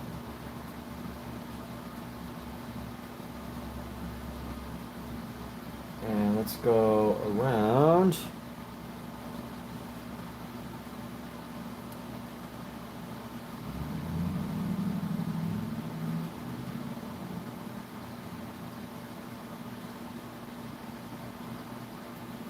And let's see, right around the neck here. There's a little highlight. I guess her head's gonna be my experimental head. I should feel more free to play with it.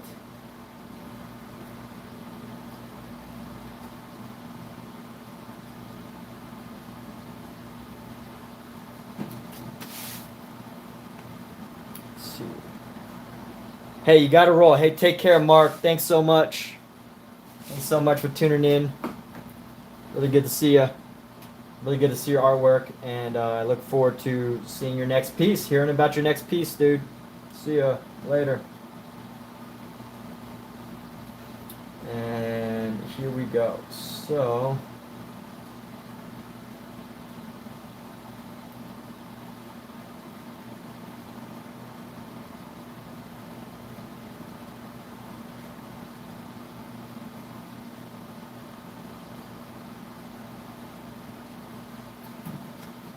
huh. Got these orange highlights. Alright. I can work with this.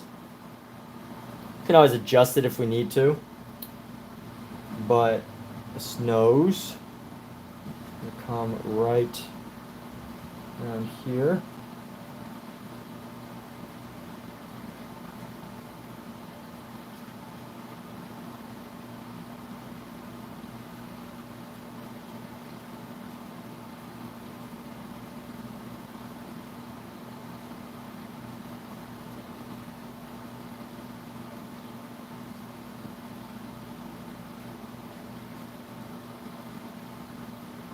She has a very strong nose. I'm going to have to carve it out a bit.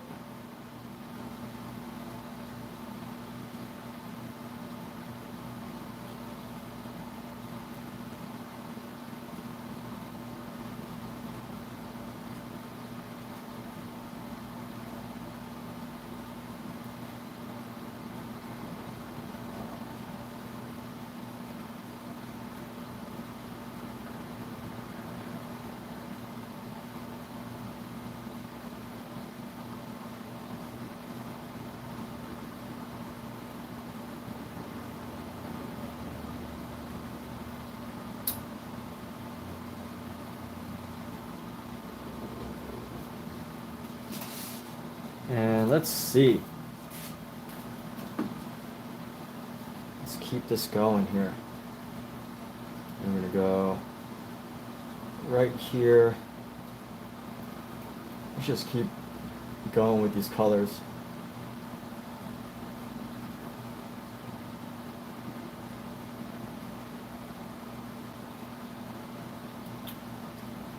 I actually like how this color is being laid down now. How this color is laid down.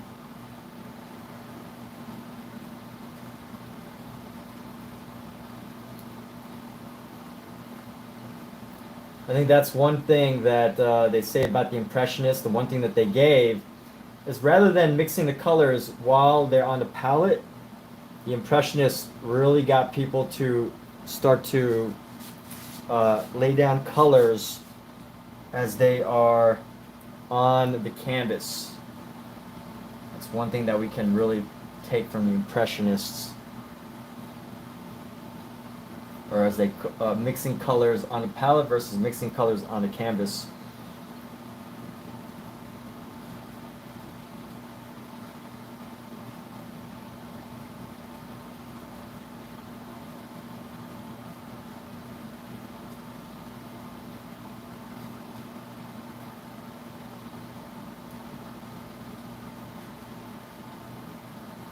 And this hair needs to be a bit more exaggerated. So let's go ahead and bring this these couple of strokes up. Clean this brush a bit.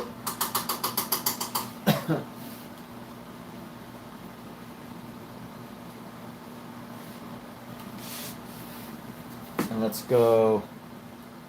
bring this hair, shadow part of the hair.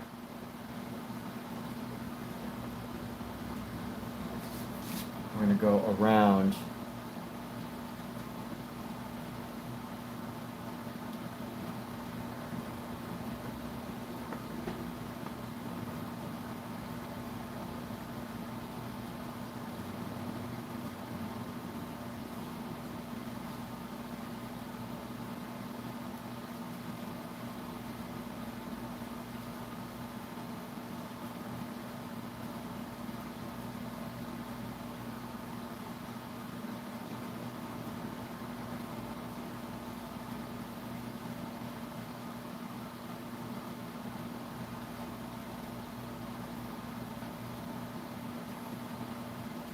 And there we go. We've exaggerated her hair a bit, bringing the hair out and around, and playing with adding a variety of colors and tones to her face.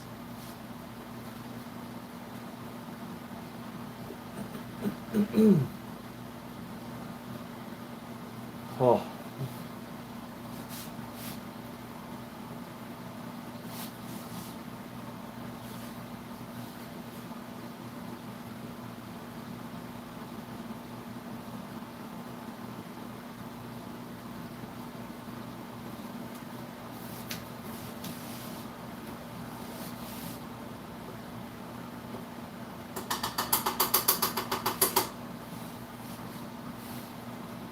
You know what we're going to do right now? You probably don't, because you'd have to make it up unless you can read my mind. But what we're going to do is we're going to take a blue, and I'm going to take this blue straight from the tube. Actually, you know what? I'm going to add a... No, wait. I want blue straight from the tube. I'm going to grab this green and mix it with our blue.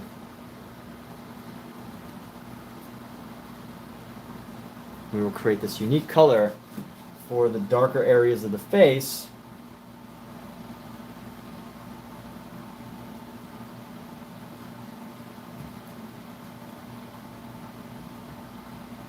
So that we can play with this color here.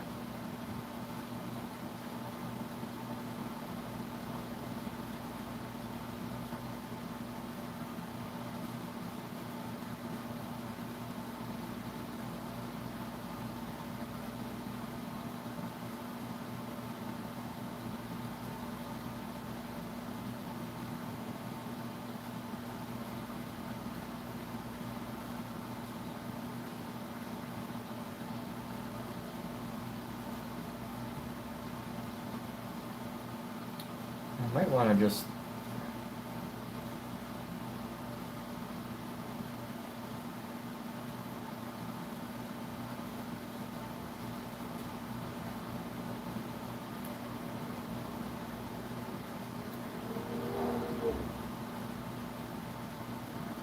bring this neck down in a bit.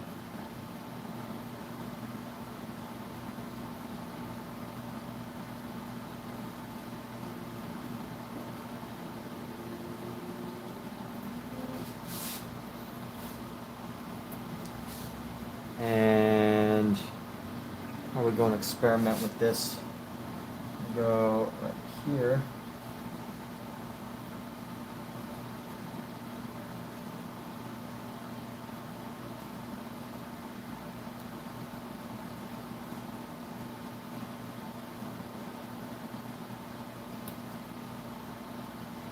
Sometimes I feel like I'm working with like a coloring book, because I add the initial layer of color.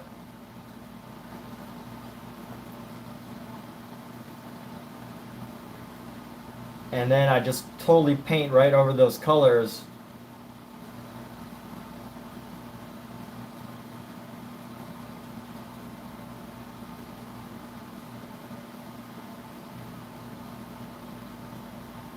Anyway, ends up making it something totally different.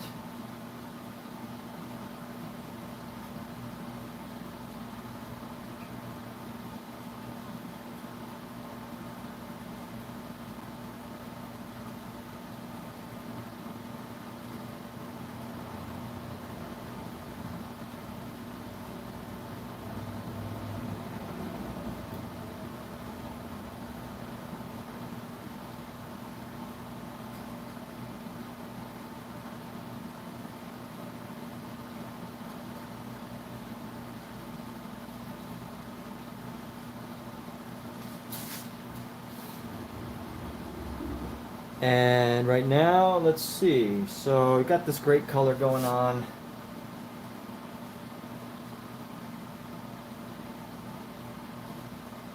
Create an outline.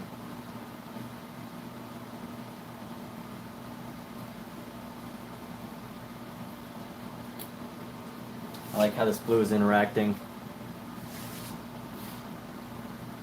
A little mind meld here. A little line from one baby head to the other. Give it some interesting effects. Inspired by artist Mark Dietz.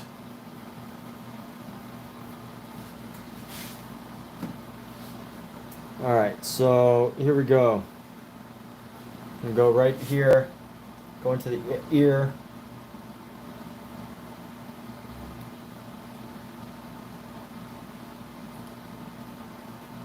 There we go.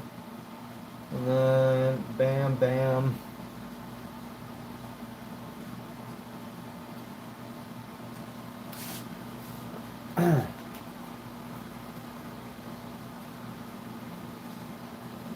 Made her forehead and her chin a little too big, but hopefully we can adjust that.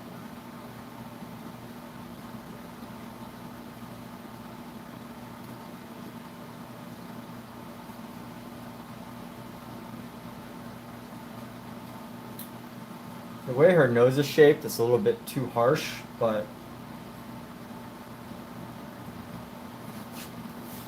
we can work with this. Let's go under the hair here and create a shadow.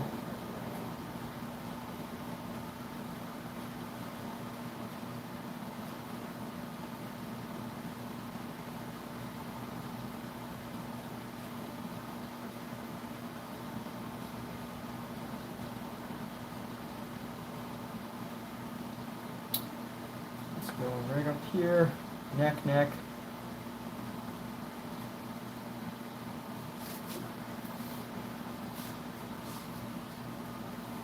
This is starting to have an interesting look. Let's keep this going right here, right down here, and give it design. And right over here.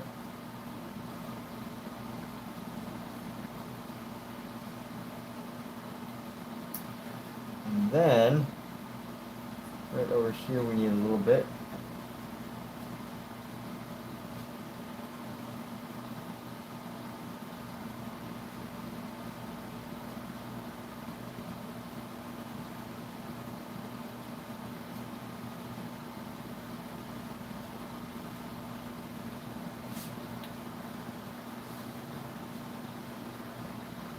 Let's lighten this up a little bit. And we're gonna go bam, bam, bam.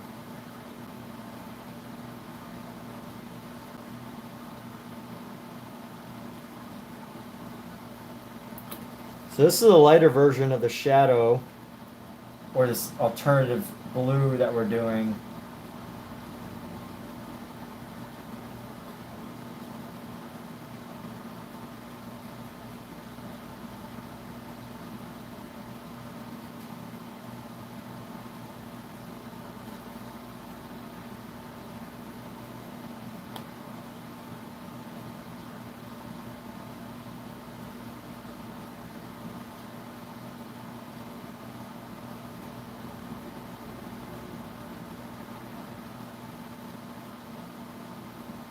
And here we go.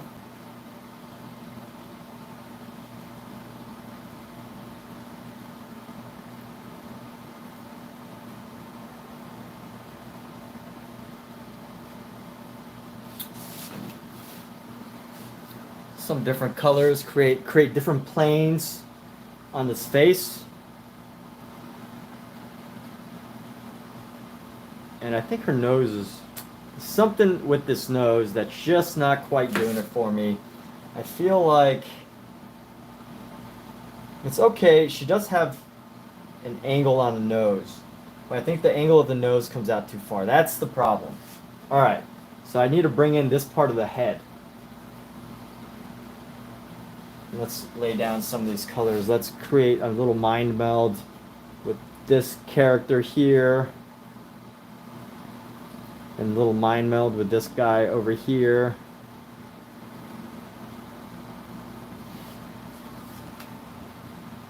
And this painting is starting to come out quite interesting.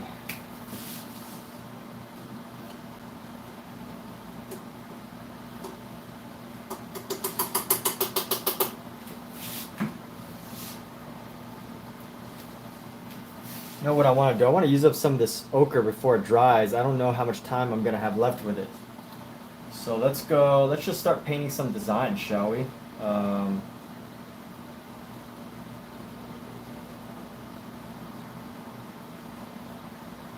It's like a flesh color. So we're going to go with this flesh color and we're going to bring it in here. We're going to deepen this furrow right there.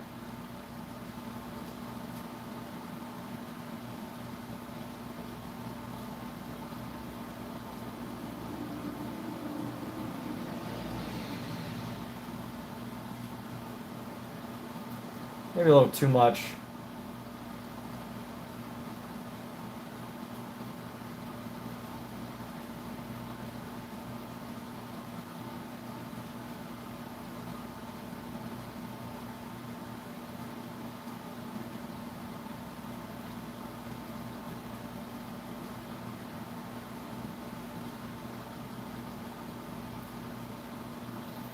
And then let's use this again. Let's use it with the red. And we're going to tighten up the nose or the chin area.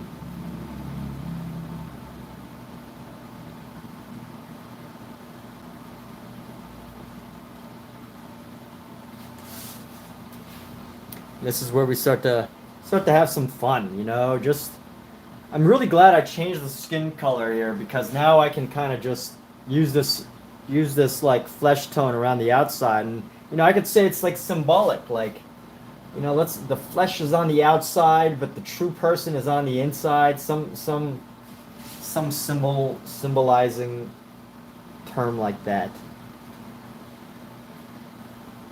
Oh, let's go. So, bam, bam, bam.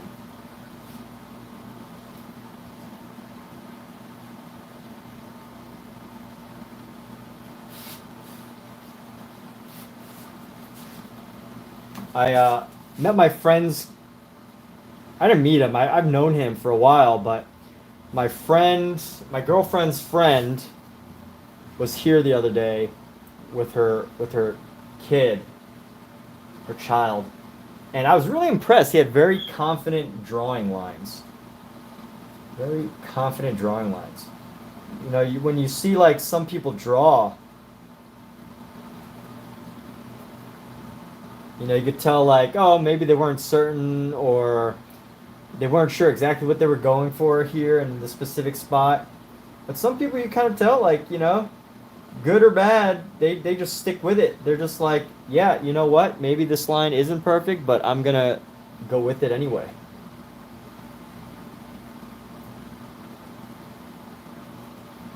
And it was nice to see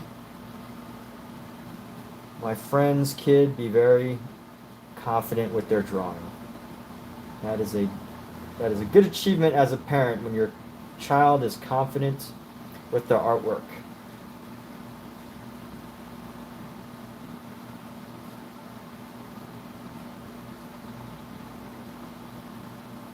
Look, dandelions. I like to draw flowers on my paintings.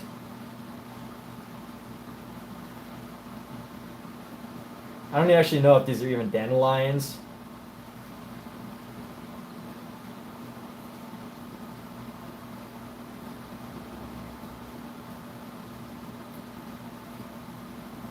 They're just a cute flower painted along the side here. Let's just go. Let's do something with this. Let's do something with this color. Need this highlighted color right here. We're just gonna go around like boom. Someone say something. Someone. All right. Cool. We're doing good. Boom, boom, boom, boom. Boom, boom, boom, boom. I don't know what to say, I just say boom. So here we go. Boom, boom, boom, boom, boom, boom, boom, boom, boom, boom, boom.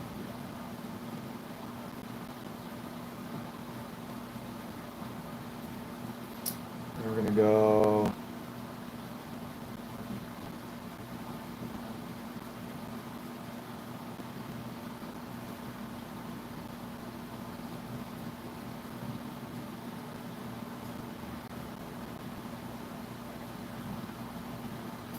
I feel like this hair is like the perfect place to think of decorating rather than trying to go for perfect detail.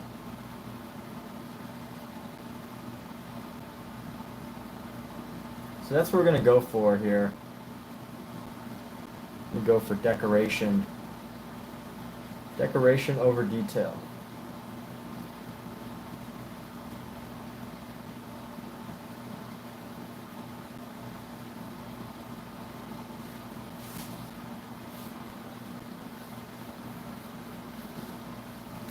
We do this.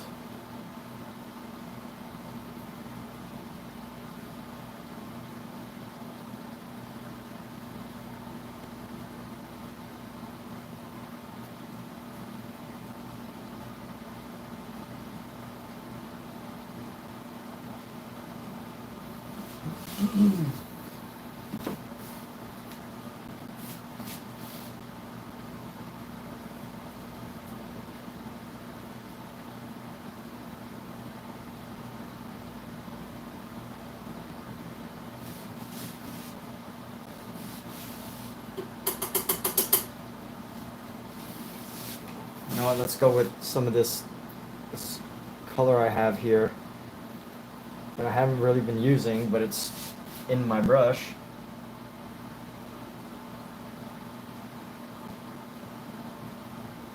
Or in my palette, I should say.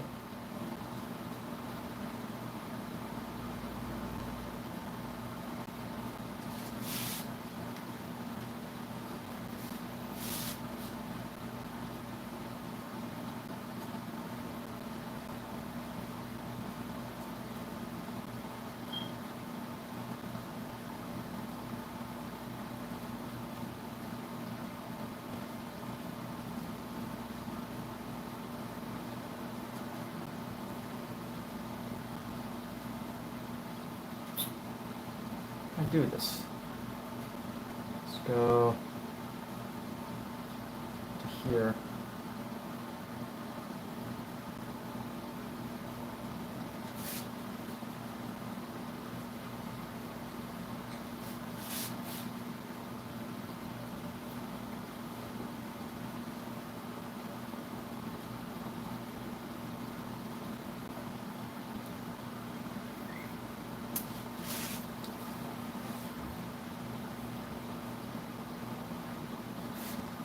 We're just gonna build this up.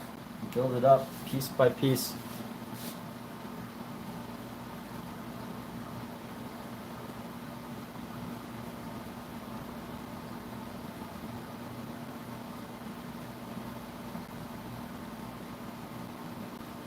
And boom, boom, boom, boom, boom, boom, boom, boom, boom, boom, boom. Get some more of this color.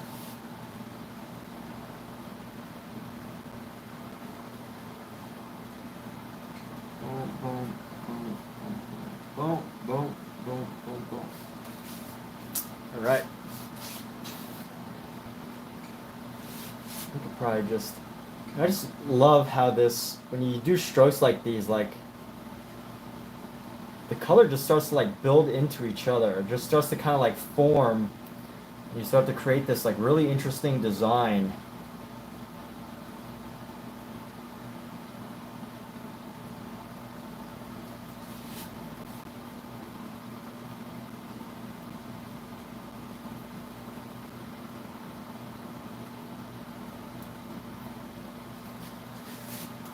You know, should I add my red circle now or later?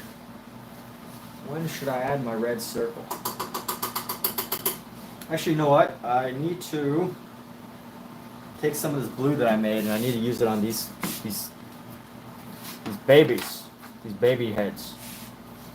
So we're gonna take this. We're gonna take our blue because I started using this blue the other day, but I didn't quite. I don't want it to get dry, so I'm gonna work. My current goal is to get some of this blue laid down.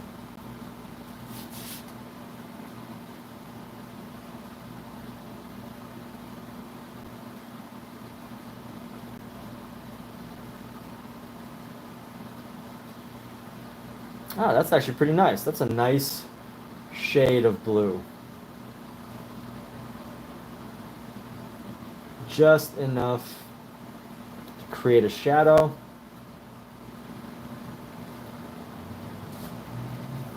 These babies have some rolls on their head, huh? They're like bodyguards.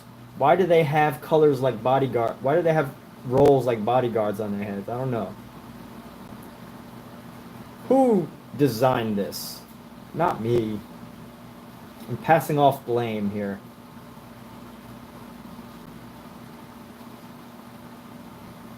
Sign of a true artist. When you succeed, it's all yourself. When you fail, you blame it on something else. I'm totally kidding there. Don't listen to that advice. That's horrible advice. I mean, actually, it's probably pretty good advice. Like, in general, but it's not advice people want to admit to. Here we go. All right, here's what I'm missing. This baby's head is missing all of its designs.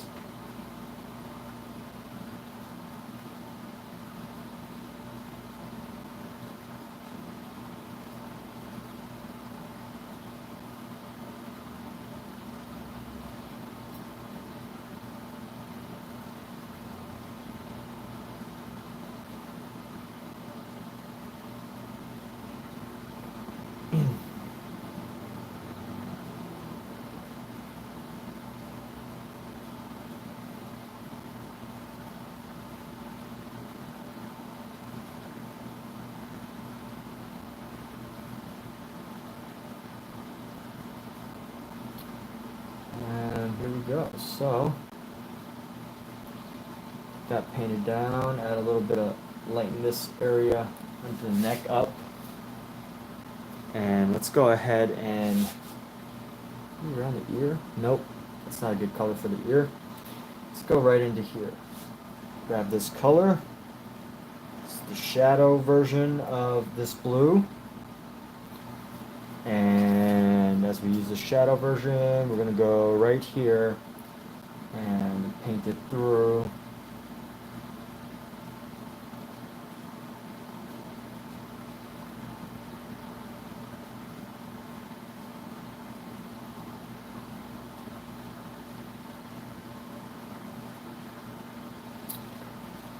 And there we go. We can start to see a lot of how these planes kind of work together or not together.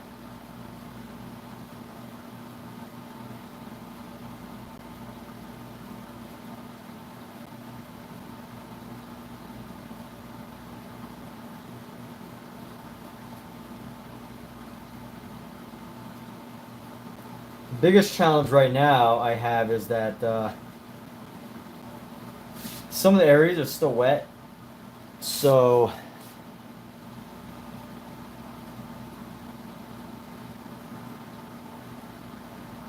I have to be careful about what colors I pull into other spaces and whatnot.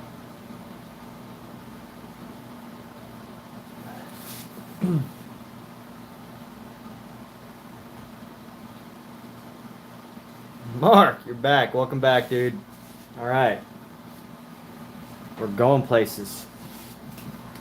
So I'm actually going to wrap up soon. I'm starting to feel the effects of my mineral spirits, my paint thinners. They sometimes give me a headache. And when I hover over my paint palette for too long,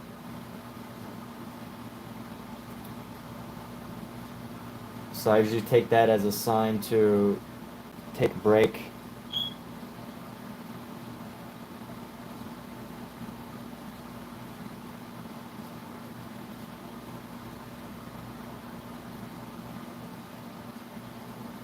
But yeah, welcome back, dude. See, look, I did some interesting little designs connecting some of the pieces inspired by your idea. This little connection, not necessarily umbilical cords, but you know what? It's my interpretation of something that connects these figures.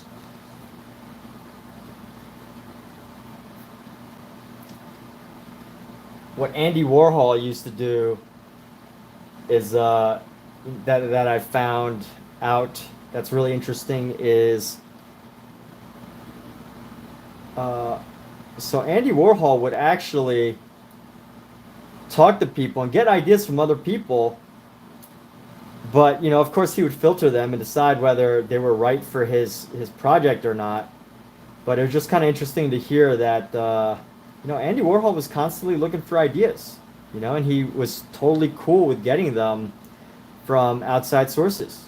He wasn't shy about realizing that he wasn't shy about his realization that he's human, that he doesn't work in a vacuum where all the ideas just somehow magically appear to you, that sometimes you must seek inspiration through others.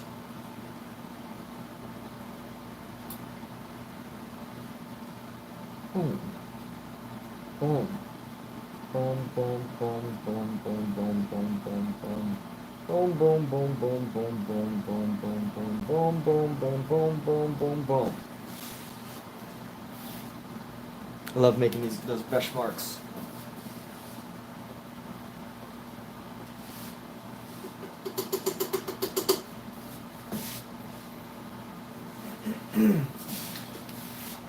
Whew. All right, let's see. I've got this red. I need a shape. I use some of these, some of my lighter colors. Let's go with this red and mix some white into it. Make it more pink. I'm going to use some of these colors to shape the head here, because this head is a little bit too curved out. So we're going to go right in, and then boom, round that out like so.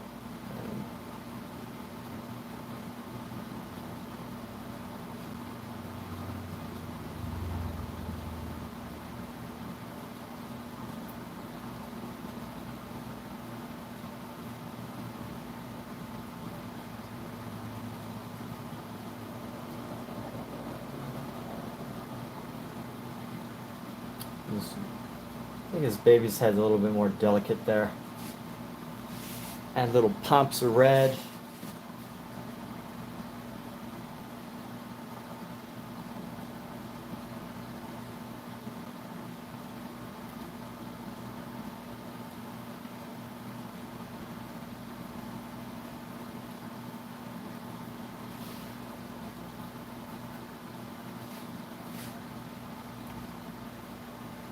So Mark, what's up? I don't know if you're still here. I'm gonna add a little thank you for you being here. I'm gonna throw in an MD, like a secret hidden MD somewhere. Let's see. Where would be a good place for a hidden MD? There we go. Little hidden MD.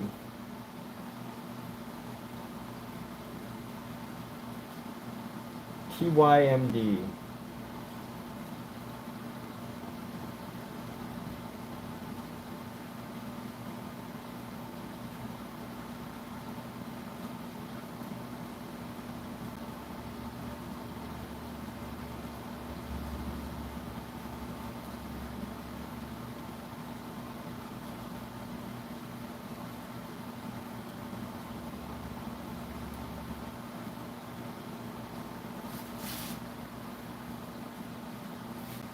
All right, so this is a TYMD. It's a little hidden secret here, hidden Easter egg. As a thank you to Mark Dietz, artist Mark Dietz, for sharing some interesting ideas.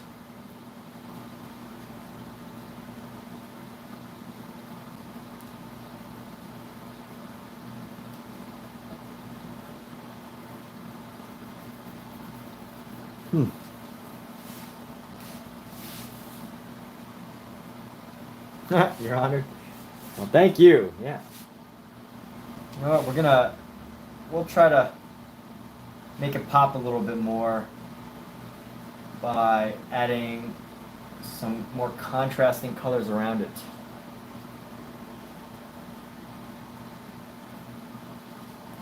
Let's add some contrasting colors around it.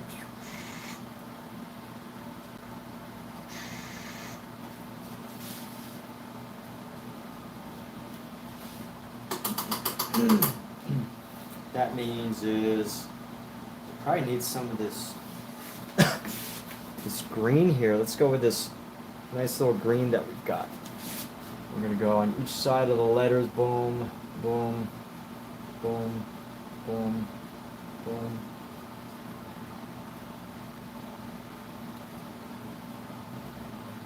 There we go. Stands out a little bit.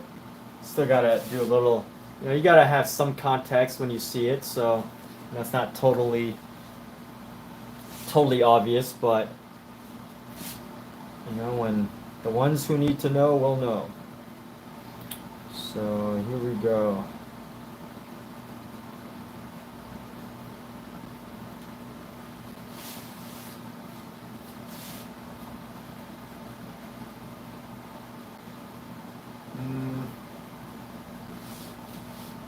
Alright, here's what I gotta do. Gotta go into this figure here with her hair. And I gotta do something with the outside of her hair. It doesn't need to be that dark. These paints have actually lasted quite a little bit longer than I expected. I thought they would be dry by now, so I was kind of like rushing to paint because I was thinking that these paints might dry, but you know what? I'm very happy that this palette has pretty much kept them in good shape.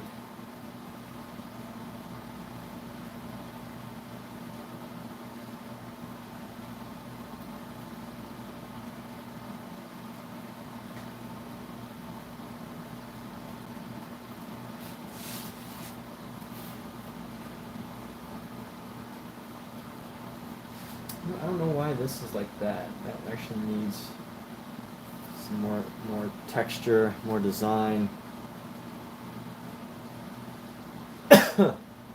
Okay, let's get a little bit in here.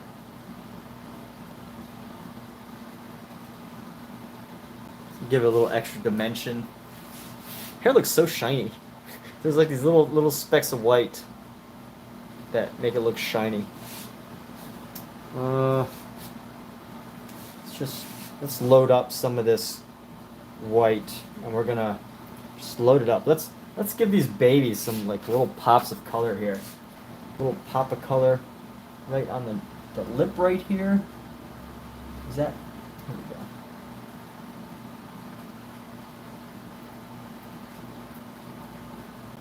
I don't think I have the right color, but is this gonna be? I want it to stay consistent, so maybe that won't work. Let's. I mean, it is light. Let's go a little pop of color right here.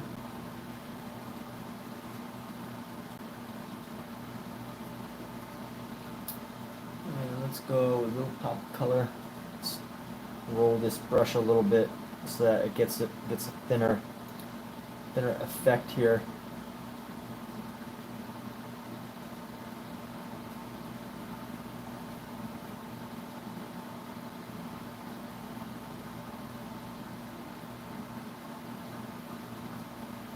Little pop. All right. I don't know if that worked, but you know what? If we decide that we want to remove it, we can always do that later.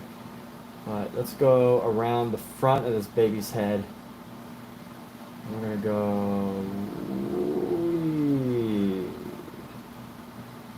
I'm gonna go around the forehead. I'm gonna make this forehead a little smaller.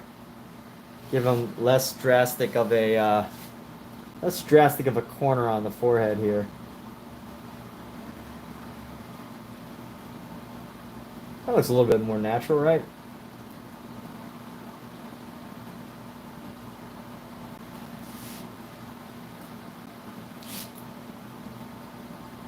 And then let's bring in some yellows. Just for fun, we're gonna bring in some yellows around the head here.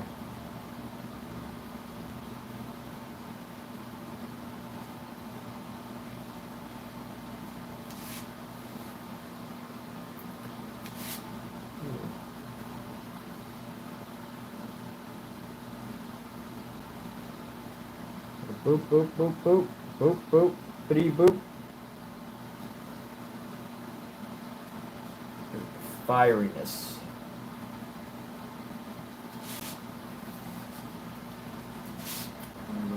Boom, boom, boom, boom.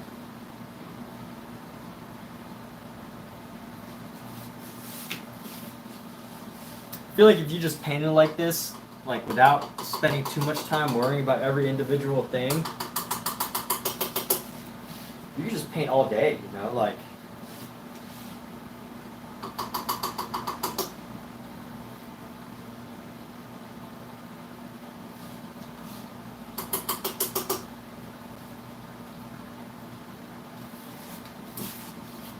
Like, I think, like, no matter what, if you set anybody down with enough paint and no expectation,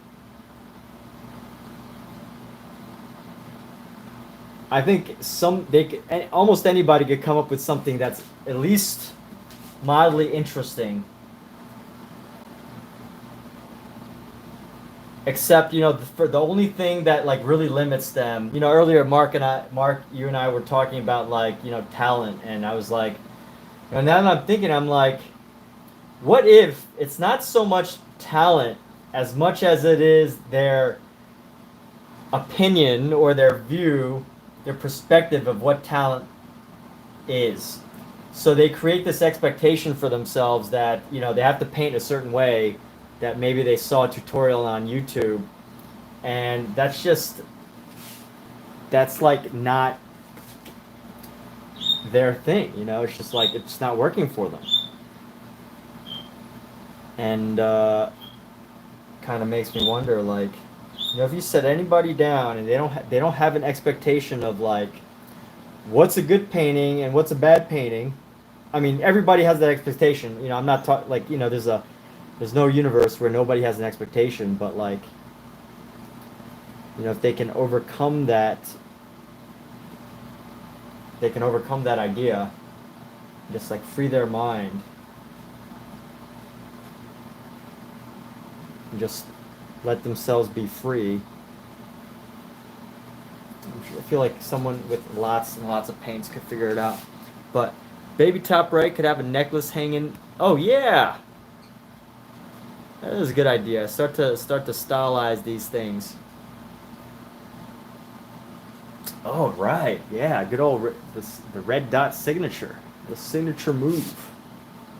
Yeah. Kind of like a cool chain or something. All right, I like that idea. That might be a thing. Might not commit to it just yet, but yeah. There will be a red dot somewhere.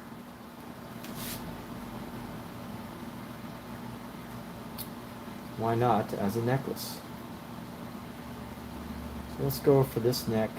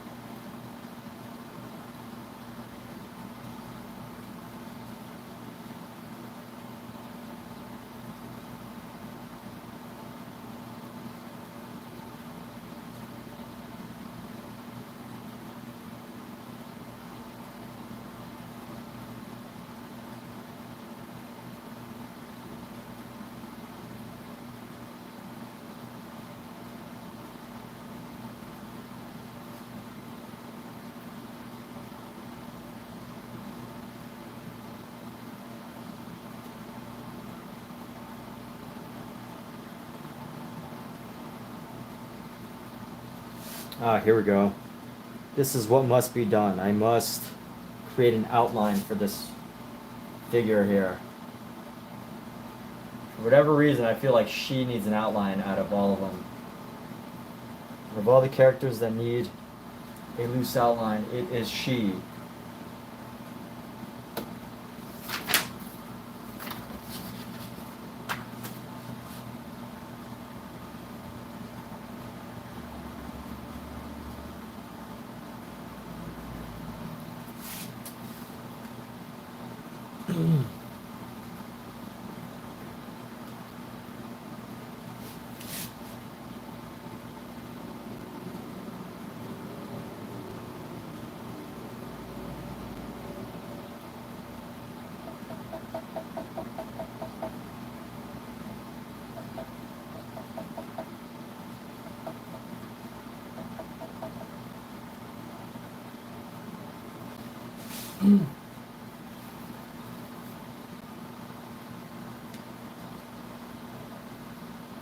Grab some more of this color. Actually, I'm gonna lay down like one or two more lines and take a break.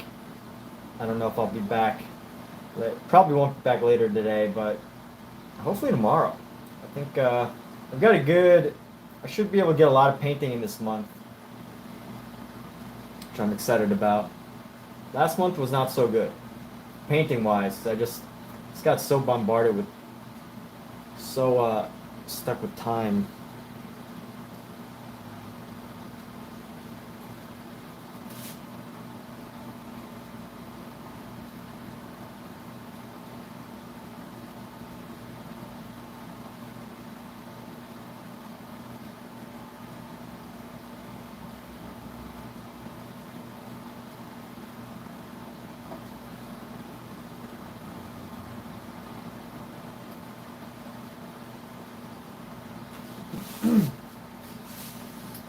A lot of the time I spend is just adding these like crazy brush strokes.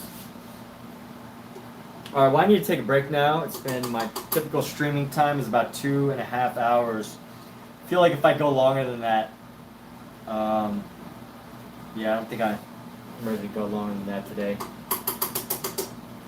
It's like that's like something I have to prepare for. Like if I can start streaming at the beginning of a day, and you know I don't have other work to do, I can probably go like 4 or 5 hours. But if I have like, you know, if I do a full work day plus other activities, I could probably only stream for do art for about 6. No, what am I saying? 6 hours. I probably do art for about 2, 3, 4 hours max.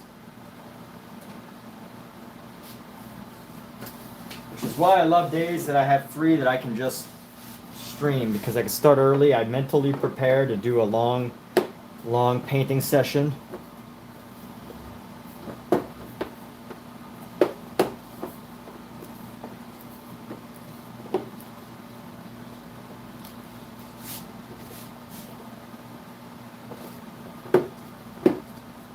but also it's summertime, and I have to keep my doors and windows closed because it's so hot. Otherwise, I won't even be able to paint because it's so hot and unenjoyable. Which means all of my paint thinners and oils and the smells kind of start to mess with your mind, especially when you're standing right over them. So you need a break from that. But that said, everybody, thanks for tuning in. Mark, great to be able to paint with you around. Great to get your ideas, your thoughts, your feedback, see some of your work. And that, everybody, take care. We shall be back another day. All right, let's see. It was fun. Thanks. Have a great night, Emmett, for sure. Take care. Goodbye, everybody.